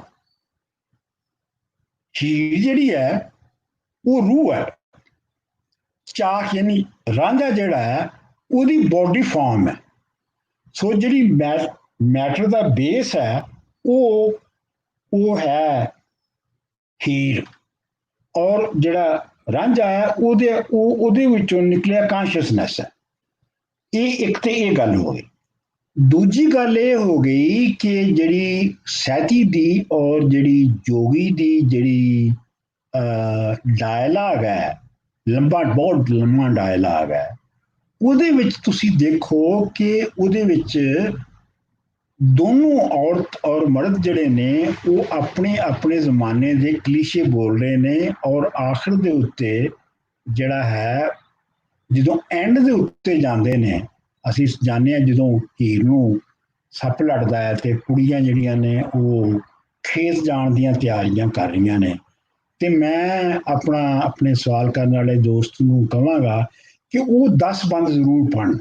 ਉਹਨਾਂ 10 ਬੰਦਾਂ ਦੇ ਵਿੱਚ ਵਾਰਿਸ ਸ਼ਾਹ ਨੇ ਇਹ ਦੱਸਿਆ ਕਿ ਔਰਤ ਜਿਹੜੀ ਹੈ ਉਹ ਕਿਵੇਂ ਇੱਕ ਇਨਕਲਾਬ ਦੀ ਜਾਂ ਇੱਕ ਤਬਦੀਲੀ ਦੀ ਵਾਸਤੇ ਇੱਕ ਜਥਾਬੰਦ ਹੋ ਰਹੀ ਹੈ ਔਰ ਇਸ ਸਮਾਜ ਨੂੰ ਬਦਲਣ ਦੀ ਕੋਸ਼ਿਸ਼ ਕਰ ਰਹੀ ਹੈ। ਯਾਨੀ ਮਤਲਬ ਉੱਥੋਂ ਤੱਕ ਜਾਂਦਿਆਂ ਉਸ ਸਟੇਜ ਤੱਕ ਜਾਂਦਿਆਂ ਵਾਰਿਸ ਸ਼ਾਹ ਜਿਹੜਾ ਹੈ ਉਹ ਆਪਣੇ ਅੰਦਰ ਜਿਹੜਾ ਵੂਮਨ ਪ੍ਰਿੰਸੀਪਲ ਹੈ ਉਹ ਜਗਾ ਚੁੱਕਿਆ। ਔਰ ਬੇਸ਼ੱਕ ਸੈਤੀ ਜਿਹੜੀ ਹੈ ਉਹ ਉਹਦੀ ਮੁਰੀਦ ਹੋ ਗਈ ਹੈ, ਲੇਕਿਨ ਸੈਤੀ ਆਪਣੇ ਤੌਰ ਦੇ ਉੱਤੇ ਜਿਵੇਂ ਜਥੇਬੰਦੀ ਕਰਦੀ ਹੈ ਔਰਤਾਂ ਦੀ, ਉਹਨੂੰ ਬਹੁਤ ਧਿਆਨ ਦੇ ਨਾਲ ਤੇ ਗੌਰ ਨਾਲ ਪੜ੍ਹਨ ਦੀ ਲੋੜ ਹੈ। ਉਹ ਦੱਸ ਨੇ ਕਿ ਉਹ ਕਿਵੇਂ ਔਰਤਾਂ ਜਿਹੜੀਆਂ ਨੇ ਉਹ ਸਾਰੇ ਸਮਾਜ ਨੂੰ, ਯਾਨੀ ਵਾਰਿਸ ਸ਼ਾਹ ਜਿਹੜਾ ਹੈ ਉਹ ਉਹਨਾਂ ਦੇ ਥਰੂ ਦਿਖਾਉਂਦਾ ਹੈ। ਵੈਸੇ ਤਾਂ ਖੇਡ ਵਾਰਿਸ ਸ਼ਾਹ ਦੀਆਂ 2-3 ਪਰਤਾਂ ਨੇ, ਇੱਕ ਤੇ ਡਰਾਮਾ ਚੱਲ ਰਿਹਾ ਹੁੰਦਾ ਜਿਹੜਾ ਤੁਹਾਨੂੰ ਵੈਸੇ ਨਜ਼ਰ ਆ ਰਿਹਾ, ਦੂਜਾ ਡਰਾਮੇ ਦੇ ਥੱਲੇ ਇੱਕ ਦੂਜੀ ਲੇਅਰ ਹੁੰਦੀ ਹੈ ਜਿਸ 'ਚ ਫਲਸਫਾ ਚੱਲ ਰਿਹਾ, ਕਿ ਉਹਦੇ ਵਿੱਚ ਤੁਸੀਂ ਦੇਖੋ ਕਿ ਜਿਹੜੀ ਔਰਤਾਂ ਨੇ ਮਸਲਾਂ 'ਚ ਜਿਹੜੀਆਂ ਔਰਤਾਂ ਜਥੇਬੰਦ ਹੋ ਰਹੀਆਂ ਨੇ, ਉਹਨਾਂ ਦੇ ਵਿੱਚ ਵਾਰਿਸ ਸ਼ਾਹ ਇੱਕ ਆਮ ਮਾਲਜ਼ਾਦੀ ਜਾਂ ਕੰਜਰੀ ਤੋਂ ਲੈ ਕੇ ਉੱਤੋਂ ਤੱਕ ਦੀ ਜਿਹੜੀ ਤਬਕੇ ਦੀ ਜਿਹੜੀ ਔਰਤ ਹੈ ਉਹਨਾਂ ਸਭ ਨੂੰ ਸ਼ਾਮਲ ਕਰ ਰਿਹਾ। ਉਹ ਇਕੱਠੀਆਂ ਹੋ ਰਹੀਆਂ ਨੇ। ਜ਼ਾਹਰ ਗੱਲ ਹੈ ਕਿ ਪਿੰਡ 'ਚ ਤਾਂ ਇਕੱਠੀਆਂ ਨਹੀਂ ਹੋ ਸਕਦੀਆਂ। ਇੱਕ ਆਈਡੀਅਲਿਸਟਿਕ ਸਿਚੁਏਸ਼ਨ ਵਾਰਿਸ ਸ਼ਾਹ ਕ੍ਰੀਏਟ ਕਰ ਰਿਹਾ ਹੈ ਕਿ ਜਿਹੜੀ ਔਰਤ ਹੈ ਉਹ ਜਾਗ ਪਈ ਹੈ। ਇਹਨੂੰ ਸੀ ਔਰਤ ਨੂੰ ਜਗਾਉਣ ਦਾ ਪ੍ਰਿੰਸੀਪਲ ਅਸੀਂ ਕਹਿੰਦੇ ਹਾਂ। ਜੀ ਸਰ, ਇੱਕ ਕੁਐਸਚਨ ਹੈ, ਮੇਰਾ ਖਿਆਲ ਹੈ ਕਿ ਸਾਡੇ ਉਸ ਤਰ੍ਹਾਂ ਟੌਪਿਕ ਨਾਲ ਤੇ ਨਹੀਂ, ਲੇਕਿਨ ਇਹ ਕਾਫੀ ਦੇਰ ਤੋਂ ਸਾਡੇ ਨਾਲ ਨੇ ਦੋਸਤ, ਇਹਨਾਂ ਨੇ ਪੁੱਛਿਆ ਕਿ ਮਾਨੇ ਵੋਰੀ ਨੇ ਇਹਨਾਂ ਨੇ ਪੁੱਛਿਆ ਕਿ ਪੰਜਾਬੀ ਦੀ ਤਾਰੀਖ ਦੇ ਹਵਾਲੇ ਨਾਲ ਕਿਤਾਬਾਂ ਲਿਖਣ ਦੀ ਕੋਈ 10 ਕਿਤਾਬਾਂ ਹੈ ਨੇ ਤੇ ਉਹਨਾਂ ਦੀ 10 ਜ਼ੁਬਾਨ ਭਾਵੇਂ ਕੋਈ ਵੀ ਹੋਵੇ। ਪੰਜਾਬੀ ਜ਼ੁਬਾਨ ਦੇ ਉੱਤੇ? ਹਾਂਜੀ, ਉਹਦੀ ਤਾਰੀਖ ਤੇ, ਪੰਜਾਬੀ ਜ਼ੁਬਾਨ ਦੀ ਤਾਰੀਖ ਤੇ। ਪੰਜਾਬੀ ਜ਼ੁਬਾਨ ਦੀ ਤਾਰੀਖ ਦੇ ਉੱਤੇ ਕੋਈ ਬਹੁਤ ਮੇਰਾ ਖਿਆਲ ਹੈ ਕਿ ਕਾਬਲੇ ਜ਼ਿਕਰ ਜਿਹੜੀ ਕਿਤਾਬ ਹੈ ਉਹ ਤੇ ਨਹੀਂ ਆਈ। ਉਹਦੇ ਉੱਤੇ ਐਨਮ ਲੱਖ ਫਰੀਦ ਕੋਟੀ ਹੋਣਾ ਦੀ ਕਿਤਾਬ ਹੈਗੀ ਹੈ ਜਿਹੜੀ ਕਿ ਬੇਸਿਕਲੀ ਇਹ ਸਾਬਤ ਕਰਦੀ ਹੈ ਕਿ ਪੰਜਾਬੀ ਜਿਹੜੀ ਹੈ ਇਹ 100 ਦੀਆਂ ਜ਼ਬਾਨਾਂ ਚੋਂ ਨਿਕਲੀ ਹੈ। ਫਿਰ ਉਹਦੇ ਉੱਤੇ ਆਰਟੀਕਲਸ ਹੈ ਨੇ, ਆਸਿਫ ਖਾਂ ਹੋਰਾਂ ਦੇ ਆਰਟੀਕਲਸ ਹੈ ਨੇ, ਲੇਕਿਨ ਮੇਰਾ ਖਿਆਲ ਹੈ ਕਿ ਜਿਹੜੀ ਨਵੀਂ ਰਿਸਰਚ ਔਰ ਨਵੀਂ ਜਿਹੜੇ ਹਕਾਇਕ ਸਾਹਮਣੇ ਆਏ ਨੇ ਉਹਨਾਂ ਨੂੰ ਸਾਹਮਣੇ ਰੱਖ ਕੇ ਪੰਜਾਬੀ ਦੀ ਜ਼ੁਬਾਨ ਦੀ ਤਾਰੀਖ ਦੇ ਉੱਤੇ ਅਜੇ ਤੱਕ ਮੈਂ ਕੋਈ ਕਿਤਾਬ ਨਹੀਂ ਪੜ੍ਹੀ। ਮੈਂ ਸਿਰਫ ਇੰਨਾ ਕੰਮ ਕੀਤਾ ਹੈ ਕਿ ਮੈਂ ਉਹਦੀ ਬੁਨਿਆਦ ਲੱਭਣ ਦੀ ਕੋਸ਼ਿਸ਼ ਕੀਤੀ ਹੈ। ਤਾਰੀਖ ਜ਼ੁਬਾਨ ਦੀ ਮੈਂ ਵੀ ਨਹੀਂ ਲਿਖੀ, ਲੇਕਿਨ ਇਹ ਹੈ ਕਿ ਪਤਾ ਨਹੀਂ, ਹੋ ਸਕਦਾ ਵਕਤ ਮਿਲੇ ਤੇ ਇਹ ਲਿਖੀ ਜਾਵੇ। ਜੀ, ਬਲਜਿੰਦਰ ਸੰਧੂ ਹੋਰਾਂ ਨੇ ਦੁਬਾਰਾ ਕੀਤਾ ਮੈਸੇਜ, ਇਹ ਕਹਿੰਦੇ ਨੇ ਕਿ ਜੀ ਜੇ ਹੋ ਸਕੇ ਤੇ ਮੇਰਾ ਦੂਜਾ ਕੁਐਸਚਨ ਵੀ ਪੁੱਛੋ। ਤੇ ਦੂਜਾ ਉਹਨਾਂ ਕੁਐਸਚਨ ਪੁੱਛਿਆ ਕਿ ਰਾਂਝਾ ਕ੍ਰਿਸ਼ਨ ਨੂੰ ਰਿਪਰੈਜ਼ੈਂਟ ਕਰ ਰਿਹਾ ਹੈ ਕਿ ਕ੍ਰਿਸ਼ਨ ਇੱਕ ਫੀਮੇਲ ਦਾ ਸਿੰਬਲ ਹੈ? ਨਹੀਂ ਜੀ, ਰਾਂਝਾ ਜਿਹੜਾ ਹੈ ਉਹ ਰਾਂਝਾ ਪੰਜਾਬ ਜਿਹੜਾ ਹੈ ਉਹ ਕ੍ਰਿਸ਼ਨ ਕ੍ਰੀਏਟ ਕਰਦਾ ਰਿਹਾ ਹੈ। ਮਿਸਾਲ ਦੇ ਤੌਰ ਦੇ ਉੱਤੇ ਜਦੋਂ ਸਿਕੰਦਰ ਦੀਆਂ ਫੌਜਾਂ ਨੇ ਹਮਲਾ ਕੀਤਾ ਤੇ ਉਹਨਾਂ ਦਾ ਇਹ ਕਹਿਣਾ ਹੈ, ਯੂਨਾਨੀਆਂ ਦਾ ਇਹ ਕਹਿਣਾ ਕਿ ਉਸ ਵੇਲੇ ਤੱਕ ਪੰਜਾਬ ਵਿੱਚ ਜਿਹੜਾ ਵੇਦਾਂ ਦਾ ਜਿਹੜੇ ਗਾਡ ਸਨ, ਮਿਸਾਲ ਦੇ ਤੌਰ ਦੇ ਉੱਤੇ ਇੰਦਰ, ਉਹ ਖਤਮ ਹੋ ਚੁੱਕਿਆ ਸੀ ਔਰ ਪੰਜਾਬ ਦੇ ਵਿੱਚ ਕ੍ਰਿਸ਼ਨ ਦੀ ਪੂਜਾ ਸੀ। ਜ਼ਿਆਦਾ ਹੁੰਦੀ ਸੀ। ਕ੍ਰਿਸ਼ਨ ਔਰ ਉਹਦੇ ਭਰਾ ਬਾਲਾ ਦੀ, ਕਿਉਂਕਿ ਜਿਹੜਾ ਕ੍ਰਿਸ਼ਨ ਹੈ ਉਹ ਅਮਨ ਔਰ ਪੀਸਫੁਲ ਜ਼ਿੰਦਗੀ ਨੂੰ ਰਿਪਰੈਜ਼ੈਂਟ ਕਰਦਾ ਹੈ, ਜਦੋਂ ਕਿ ਇੰਦਰ ਜਿਹੜਾ ਸੀ ਉਹ ਜੰਗਜੂ ਸੀ। ਤੇ ਮੇਰਾ ਇਹ ਬਹੁਤ ਪੁਰਾਣਾ ਖਿਆਲ ਹੈ, ਇਹ ਖਿਆਲ ਹੈ ਕਿ ਇਹ ਜਿਹੜਾ ਰਾਂਝੇ ਦਾ ਕਿਰਦਾਰ ਹੈ ਕ੍ਰੀਏਟ ਹੋਇਆ ਹੈ ਵਾਰਿਸ ਸ਼ਾਹ ਦੇ ਵਿੱਚ, ਇਹਦਾ ਬਹੁਤ ਤਾਲੁਕ ਕ੍ਰਿਸ਼ਨ ਦੇ ਕਿਰਦਾਰ ਦੇ ਨਾਲ ਵੀ ਹੈ ਕਿ ਜਿਨ੍ਹਾਂ ਫੈਕਟਰੀਜ਼ ਦੇ ਤਹਿਤ, ਜਿਨ੍ਹਾਂ ਕੀ ਕਹਿੰਦੇ ਨੇ ਤਾਂਘਾਂ ਦੇ ਤਹਿਤ ਸੁਸਾਇਟੀ ਨੇ ਕ੍ਰਿਸ਼ਨ ਦਾ ਕਰੈਕਟਰ ਜਿਹੜਾ ਉਹ ਕ੍ਰੀਏਟ ਕੀਤਾ ਸੀ, ਉਹਨਾਂ ਨੇ ਹੀ ਰਾਂਝੇ ਦਾ ਕਰੈਕਟਰ ਜਿਹੜਾ ਉਹ ਕ੍ਰੀਏਟ ਕੀਤਾ ਹੈ। ਇਸ ਵਾਸਤੇ ਦੋਵਾਂ ਦੇ ਵਿੱਚ ਕਾਫੀ ਤੁਹਾਨੂੰ ਜਿਹੜੀ ਸਿਮਿਲੈਰਿਟੀਜ਼ ਮਿਲਦੀਆਂ ਨੇ। ਲੇਕਿਨ ਇਹ ਹੈ ਕਿ ਕ੍ਰਿਸ਼ਨ ਦਾ ਕਿਰਦਾਰ ਜਿਹੜਾ ਹੈ ਉਹ ਪੰਜਾਬ ਦੇ ਵਿੱਚ ਯਾਨੀ ਯੂਨਾਨੀਆਂ ਦੇ ਜ਼ਮਾਨੇ ਤੋਂ ਆ ਚੁੱਕਿਆ ਸੀ। ਸਰ ਆਖਰੀ ਇੱਕ ਕੁਐਸਚਨ ਜਸਪ੍ਰੀਤ ਕੌਰ ਨੇ ਕੀਤਾ ਹੈ ਕਿ which was the first non text in Punjabi? ਹਾਂਜੀ, ਇਹਨਾਂ ਨੇ ਕੁਐਸਚਨ ਕੀਤਾ ਹੈ ਕਿ ਜੀ ਜਿਹੜੀ ਪੰਜਾਬੀ ਦੀ ਪਹਿਲੀ ਨੌਨ ਟੈਕਸਟ ਜਿਹੜਾ ਪੰਜਾਬੀ ਪਹਿਲਾ ਕਿਹੜਾ ਟੈਕਸਟ ਪੰਜਾਬੀ ਚ ਸਾਨੂੰ ਮਿਲਦਾ? ਪੰਜਾਬੀ ਚ ਕਿਹੜਾ ਟੈਕਸਟ ਮਿਲਦਾ? ਹਾਂਜੀ ਹਾਂਜੀ ਪਹਿਲਾ। ਨਹੀਂ, ਇਹਦੇ ਤੇ ਮੇਰੀ ਕੋਈ ਮਤਲਬ, ਮੈਂ ਸੱਚੀ ਗੱਲ ਕਰਨਾ ਕਿ ਮੇਰੀ ਇਹ ਤੇ ਰਿਸਰਚ ਨਹੀਂ ਹੈਗੀ। ਇਹ ਪੱਕੀ ਰੋਟੀ ਸੀ ਕਿ ਕੱਚੀ ਰੋਟੀ ਸੀ ਕਿ ਕਿਹੜੀ ਸੀ, ਇਹ ਨਹੀਂ ਮਿਲਦਾ। ਲੇਕਿਨ ਇਹ ਮੈਨੂੰ ਪਤਾ ਹੈ ਕਿ ਪੰਜਾਬੀ ਜਿਹੜੀ ਹੈ ਉਹ ਪਹਿਲੇ ਖਰੋਸ਼ਟੀ ਵਿੱਚ ਲਿਖੀ ਜਾਂਦੀ ਸੀ, ਖਰੋਸ਼ਟੀ ਲਿਪੀ ਵਿੱਚ ਲਿਖੀ ਜਾਂਦੀ ਸੀ, ਫਿਰ ਉਹ ਫਾਰਸੀ ਦੇ ਵਿੱਚ ਲਿਖੀ ਗਈ। ਔਰ ਜਿਹੜੇ ਸਾਡੇ ਕੋਲ ਸਕ੍ਰਿਪਟ ਹੈ ਨੇ ਮੈਂ ਤਾਂ ਉਹਨਾਂ ਦਾ ਵਾਕਿਫ ਹੈ। ਮੈਂ ਉਂਝ ਦੀ ਜਿਹੜੀ ਕਾਢਾ ਕਢਾਈ ਜਿਹੜੀ ਹੈ ਨਾ ਉਹ ਨਹੀਂ ਕੀਤੀ, ਇਸ ਵਾਸਤੇ ਮੈਂ ਨਹੀਂ ਜਵਾਬ ਦੇ ਸਕਦਾ। ਚਲ ਸਰ ਠੀਕ ਹੈ। ਸ਼ਸ਼ੀ ਸੂਰੀ ਜੀ ਉਹਨਾਂ ਨੇ ਪੁੱਛਿਆ ਕਿ what is your view about the casteism in Punjabi society? Punjabi society ਜ਼ਾਤ ਬਰਾਦਰੀ ਦਾ? ਹਾਂਜੀ ਹਾਂਜੀ, ਇਹ ਜ਼ਾਤ ਬਰਾਦਰੀ ਜਿਹੜੀ ਹੈ ਪੰਜਾਬ ਦੇ ਵਿੱਚ ਇਹ ਬੇਸਿਕਲੀ ਇਹ ਕਬਾਇਲੀ ਵੰਡਾਂ ਦੇ ਉੱਤੇ ਸੀਗੀ। ਔਰ ਇਹਦਾ ਤਲਕ ਜਿਹੜਾ ਹੈ ਨਾ ਰੀਜਨ ਔਰ ਟ੍ਰਾਈਬਸ ਦੀ, ਮੁਖਤਲਿਫ ਟ੍ਰਾਈਬਸ ਦੀ ਯੂਨਿਟੀ ਦੇ ਨਾਲ ਜ਼ਿਆਦਾ ਸੀ। ਔਰ ਇਹਦਾ ਤਲਕ ਜਿਹੜੀ ਹਿੰਦੂ ਮਤ ਦੇ ਵਿੱਚ ਕਾਸਟ ਦਾ ਸਿਸਟਮ ਆਇਆ ਉਹਦੇ ਨਾਲ ਇਹਦਾ ਤਲਕ ਨਹੀਂ ਸੀ ਹੈਗਾ। ਇਸ ਲਈ ਉਹ ਵੱਖਰੀ ਹੈ। ਮਤਲਬ ਇਹ ਹੈ ਕਿ ਜਿਹੜੇ ਜੱਟ ਨੇ ਔਰ ਜਿਹੜੇ ਅਰਾਈ ਨੇ ਔਰ ਜਿਹੜੇ ਰਾਜਪੂਤ ਨੇ ਉਹ ਇਹ ਨਹੀਂ ਸਮਝਦੇ ਇੱਕ ਦੂਜੇ ਨੂੰ ਕਿ ਇਹ ਨਾਪਾਕ ਹੈ। ਸਿਰਫ ਕੁੜੀਆਂ ਦੇ ਵਿਆਹ ਨਹੀਂ ਕਰਦੇ, ਲੇਕਿਨ ਵੈਸੇ ਉਹ ਜਿਹੜੇ ਮੰਨਦੇ ਨੇ। ਮੇਰਾ ਖਿਆਲ ਹੈ ਕਿ ਇਹਦੀ ਇਹੋ ਹੀ ਵਜ੍ਹਾ ਮੈਨੂੰ ਸਮਝ ਆਉਂਦੀ ਹੈ ਕਿ ਜਿਵੇਂ ਜਿਵੇਂ ਅਲਾਈਨਮੈਂਟਸ ਹੋਈਆਂ ਹੋਣਗੀਆਂ ਕਬੀਲਿਆਂ ਦੀਆਂ, ਔਰ ਜਿਵੇਂ ਜਿਵੇਂ ਉਹਨਾਂ ਦੇ ਜੱਥੇ ਬਣੇ ਹੋਣਗੇ, ਉਹਨਾਂ ਦੀ ਫਿਰ ਡਿਸਟਿੰਕਸ਼ਨ ਜਿਹੜੀ ਆ ਉਹ ਬਣਦੀ ਗਈ ਹੋਈ। ਜੀ ਸਰ ਬਹੁਤ ਸ਼ੁਕਰੀਆ। ਅੱਜ ਟਾਈਮ ਵੀ ਤੁਹਾਡੇ ਕੋਲ ਜ਼ਿਆਦਾ ਸਰ ਲੈ ਲਿਆ ਸੀ, ਘੰਟੇ ਦਾ ਟਾਈਮ ਸੀ, ਤੇ ਸਰ ਬਹੁਤ ਮਿਹਰਬਾਨੀ। ਅੱਜ ਬੜਾ ਸਰ ਬਹੁਤ ਸ਼ੁਕਰੀਆ, ਤੁਸੀਂ ਅੱਜ ਟਾਈਮ ਦਿੱਤਾ। ਬਹੁਤ ਅੱਛਾ ਲੈਕਚਰ, ਬੜਾ ਮਜ਼ਾ ਆਇਆ। ਔਰ ਅਸੀਂ ਬਾਕੀ ਕਿਉਂਕਿ ਅਸੀਂ ਜਿਹੜਾ ਸੀ ਕਿਹਾ ਸੀ ਕਿ 3 ਜਾਂ 4 ਲੈਕਚਰ ਸਰ ਦੇ ਕਰਾਵਾਂਗੇ, ਔਰ ਬਾਕੀ ਜਿਹੜੀਆਂ ਕਿਸ਼ਤਾਂ ਨੇ ਉਹ ਫਿਰ ਅਗਲੇ ਆਉਣ ਵਾਲੇ ਦਿਨਾਂ ਦੇ ਵਿੱਚ।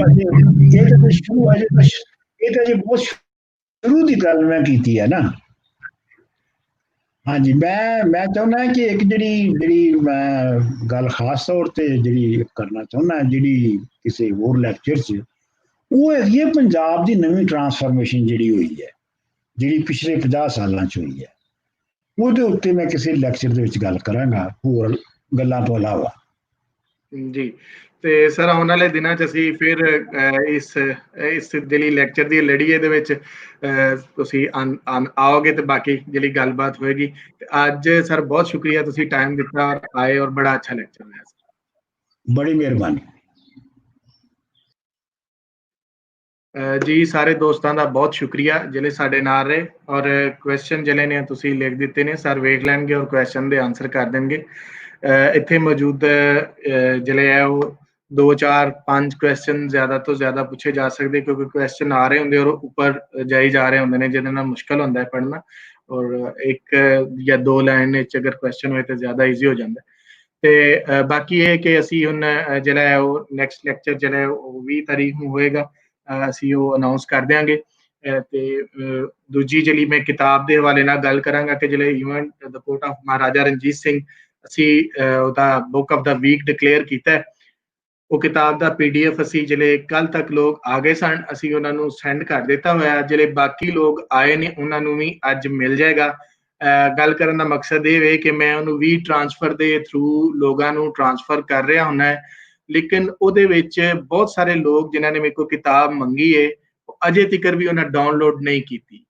ਸੋ ਇਟ ਮੀਨ ਕਿ ਅਗਰ ਕਿਤਾਬ ਜਾ ਰਹੀ ਹੈ ਤੇ ਉਹ ਲੋਕਾਂ ਦੇ ਕੋਲ ਤੇ ਪਹੁੰਚ ਰਹੀ ਹੈ, ਪਰ ਉਹਨੂੰ ਉਹਨਾਂ ਨੇ ਡਾਊਨਲੋਡ ਵੀ ਨਹੀਂ ਕੀਤਾ ਔਰ ਪੜ੍ਹਨਾ ਤੇ ਫਿਰ ਦੂਰ ਦੀ ਗੱਲ ਹੈ। ਸੋ ਗੱਲ ਇਹ ਵੀ ਕਿ ਅਗਰ ਕਿਤਾਬ ਦੇ ਜਿਹੜੀ ਈਮੇਲ ਮੇਰੇ ਕੋਲ ਆਉਂਦੀਆਂ ਨੇ, ਮੈਂ ਉਹਨਾਂ ਨੂੰ ਬੜੀ ਖੇਚਲ ਕਰਕੇ ਈਮੇਲ ਕਰਨਾ ਵਾ। ਉਹਦਾ ਸਿਰਫ ਇੱਕ ਮਕਸਦ ਹੁੰਦਾ ਹੈ ਕਿ ਜਿਹੜੀ ਕਿਤਾਬ ਤੁਹਾਡੇ ਕੋਲ ਗਈ ਹੈ ਉਹਨੂੰ ਤੁਸੀਂ ਪੜ੍ਹ ਕੇ ਐਤਵਾਰ ਵਾਲੇ ਦਿਨ ਬੁੱਕ ਆਫ ਦਾ ਵੀਕ 'ਚ ਆਓ, ਉਹਦੇ 'ਚ ਆਪਣਾ ਪੂਰਾ ਇਨਪੁਟ ਦਿਓ। ਸੋ ਇਹ ਜਿਹੜੀ ਅਸੀਂ ਇੱਕ ਬੁੱਕ ਰੀਡਿੰਗ ਦੀ ਹੈਬਿਟ ਨੂੰ ਰਿਵਾਈਵ ਕਰ ਰਹੇ ਹਾਂ ਜਾਂ ਇੱਕ ਨਵੇਂ ਤਰੀਕੇ ਨਾਲ ਡਿਵੈਲਪ ਕਰਨ ਦੀ ਕੋਸ਼ਿਸ਼ ਕਰ ਰਹੇ ਹਾਂ, ਸੋ ਉਹਦੇ 'ਚ ਸਾਡਾ ਸਾਥ ਬਣੋ। ਬਹੁਤ ਸਾਰੇ ਦੋਸਤਾਂ ਦੀ ਜਿਹੜੀ ਹੁਣ ਰਿਕੁਐਸਟ ਆਈ ਹੈ ਕਿਤਾਬ ਵਾਸਤੇ, ਡੈਫੀਨੇਟਲੀ ਮੈਂ ਉਹਨਾਂ ਨੂੰ ਵੀ ਕਿਤਾਬ ਸਾਰਿਆਂ ਦੋਸਤਾਂ ਨੂੰ ਭੇਜ ਦਿਆਂਗਾ। ਔਰ ਅਗਲੇ ਦਿਨ ਵੀ ਇਸੇ ਤਰ੍ਹਾਂ ਹੀ ਸੰਡੇ ਤੱਕ ਮੈਂ ਇਹ ਕਿਤਾਬ ਸੈਂਡ ਕਰਦਾ ਰਵਾਂਗਾ ਗਰੁੱਪ ਬਣਾ ਕੇ, ਜਿੰਨੀ ਯਾਨੀ ਅੱਜ ਜਿਹੜੇ 12 ਵਜੇ ਤੱਕ ਲੋਕੀ ਕਰ ਦੇਣਗੇ ਈਮੇਲ ਆਪਣਾ ਉੱਥੇ ਪੋਸਟ ਕਮੈਂਟ ਵਿੱਚ, ਮੈਂ ਉਹਨਾਂ ਸਾਰਿਆਂ ਦਾ ਗਰੁੱਪ ਬਣਾ ਕੇ ਉਹਨਾਂ ਨੂੰ ਸੈਂਡ ਕਰ ਦਿਆਂਗਾ। ਔਰ ਇਸੇ ਤਰ੍ਹਾਂ ਹੀ ਅਗਲੇ ਔਰ ਉਦੋਂ ਅਗਲੇ ਦਿਨ ਤੱਕ। ਪਰ ਰਿਕੁਐਸਟ ਇਹ ਵੇ, ਬੇਨਤੀ ਇਹ ਵੇ, ਦਰਖਾਸਤ ਇਹ ਵੇ ਕਿ ਜਿਹੜੀ ਕਿਤਾਬ ਅਸੀਂ ਤੁਹਾਨੂੰ ਭੇਜ ਰਹੇ ਹਾਂ ਉਹਨੂੰ ਪੜ੍ਹਿਆ ਜਾਵੇ। ਉਹਦੇ ਤੇ ਤੁਹਾਡਾ ਇਨਪੁਟ ਸਾਨੂੰ ਬਹੁਤ ਜ਼ਰੂਰੀ ਹੈ, ਸਾਨੂੰ ਚਾਹੀਦਾ ਹੈ। ਜੇ ਪੜ੍ਹਿਆ ਨਾ ਵੀ ਜਾਏ ਤੇ ਕਮ ਅਜ਼ ਕਮ ਉਹਨੂੰ ਡਾਊਨਲੋਡ ਕਰਕੇ ਤੇ ਰੱਖ ਲਿਆ ਜਾਏ, ਨਾ ਕਿ ਉਹ ਸਾਡੇ ਉਸੇ ਤਰ੍ਹਾਂ ਕਿਤਾਬ ਤੁਹਾਡੇ ਈਮੇਲ ਦੇ ਵਿੱਚ ਅੜੀ ਹੋਈ ਨਜ਼ਰ ਆਵੇ ਸਾਨੂੰ ਕਿ ਵੀ ਅਜੇ ਤੱਕ ਡਾਊਨਲੋਡ ਨਹੀਂ ਕੀਤੀ, ਜਦਕਿ ਸਾਨੂੰ ਈਮੇਲ ਤੁਸੀਂ ਦੇ ਦਿੱਤਾ ਕਿ ਅਸੀਂ ਇਹਨੂੰ ਕਰਾਂਗੇ। ਸੋ ਅਸੀਂ ਬੜੀ ਆਸ ਕਰਦੇ ਹਾਂ ਕਿ ਜਿਹੜਾ ਸਾਡਾ book of the week program ਹੈ ਉਹਦੇ ਵਿੱਚ ਜਿੰਨੇ ਲੋਕ ਸਾਡੇ ਕੋਲ ਕਿਤਾਬ ਲੈ ਰਹੇ ਨੇ ਉਹ ਬਿਲਕੁਲ ਉਸ ਕਿਤਾਬ ਨੂੰ ਪੜ੍ਹ ਕੇ ਆਉਣਗੇ, ਆਪਣਾ ਇਨਪੁਟ ਦੇਣਗੇ, ਤਾਂ ਕਿ ਜਿਹੜੇ ਸਾਡੇ ਰਿਵਿਊਅਰ ਉੱਥੇ ਆਉਣਗੇ ਉਹ ਵੀ ਇਸ ਗੱਲਬਾਤ ਨੂੰ ਫੀਲ ਕਰਨਗੇ ਕਿ ਬਾਕੀ ਲੋਕੀ ਵੀ ਪੜ੍ਹ ਕੇ ਆਏ ਨੇ। ਬੁੱਕ ਆਫ ਦਾ ਵੀਕ ਜਿਹੜੀ ਹੈ ਉਹਦੇ ਵਿੱਚ ਸਾਡੇ ਨਾਲ ਰਿਵਿਊਅਰ ਜਿਹੜੇ ਨੇ ਉਹ ਅਮਰ ਰਿਆਜ਼ ਟੂਟੂ ਜੀ ਹੋਣਗੇ ਔਰ ਪ੍ਰੋਫੈਸਰ ਸੁਖਦੇਵ ਸੋਲ ਜੀ ਹੋਣਗੇ। ਇਹ ਦੋ ਸਾਡੇ ਸੀਨੀਅਰ ਰਿਸਰਚਰ ਜਿਹੜੇ ਨੇ ਉਹ ਇਸ ਬੁੱਕ ਦਾ ਰਿਵਿਊ ਦੇਣਗੇ ਔਰ ਅਸੀਂ ਉਹਨਾਂ ਦੇ ਨਾਲ ਜਿਹੜੀ ਕਿਤਾਬ ਤੁਸੀਂ ਪੜ੍ਹੀ ਹੈ ਜਾਂ ਜਿਹੜੀ ਕਾਪੀ ਅਸੀਂ ਤੁਹਾਨੂੰ ਭੇਜੀ ਉਹ ਤੋਂ ਪੜ੍ਹ ਕੇ ਜਿਹੜੀ ਤੁਸੀਂ ਆਪਣਾ ਇਨਪੁਟ ਦਿਓਗੇ ਉਹ ਅਸੀਂ ਬਿਲਕੁਲ ਸਕਰੀਨ ਤੇ ਸਾਂਝਾ ਵੀ ਕਰਾਂਗੇ, ਤੇ ਨਾਲ ਦੀ ਨਾਲ ਅਗਰ ਕੋਈ ਸਵਾਲ ਹੋਇਆ ਜਿਹੜਾ ਉਸ ਰਿਵਿਊ ਦੇ ਨਾਲ ਰਿਲੇਟਡ ਹੋਇਆ ਤੇ ਉਹ ਜ਼ਰੂਰ ਅਸੀਂ ਪੁੱਛ ਵੀ ਲਵਾਂਗੇ। ਸੋ ਸਾਰੇ ਦੋਸਤਾਂ ਦਾ ਬਹੁਤ ਸ਼ੁਕਰੀਆ ਕਿ ਉਹ ਸਾਨੂੰ ਵੇਖਦੇ ਨੇ ਔਰ ਸਾਡੀ ਇਸ ਵੀਡੀਓ ਨੂੰ ਸ਼ੇਅਰ ਕਰਦੇ ਨੇ। ਔਰ ਬਾਕੀ ਜਿਹੜੇ ਦੋਸਤ ਸਾਨੂੰ ਫੇਸਬੁੱਕ ਤੇ ਵੇਖ ਰਹੇ ਨੇ ਉਹਨਾਂ ਨੂੰ ਵੀ ਦਰਖਾਸਤ ਹੈ ਕਿ ਤੁਸੀਂ ਸਾਡੇ YouTube ਦਾ ਜਿਹੜਾ ਚੈਨਲ ਹੈ ਉਹਨੂੰ ਵੀ ਸਬਸਕ੍ਰਾਈਬ ਕਰ ਲਓ, ਤਾਂ ਕਿ ਉਧਰ ਵੀ ਜਿਹੜੀ ਹੈ ਨਾ ਉਹ ਇੱਕ ਸਟਰੈਂਥ ਬਣ ਜਾਵੇ। ਸੋ ਸਾਰੇ ਦੋਸਤਾਂ ਦਾ ਬਹੁਤ ਸ਼ੁਕਰੀਆ। ਮਿਲਦੇ ਹਾਂ ਅਗਲੇ ਲੈਕਚਰ ਦੇ ਨਾਲ।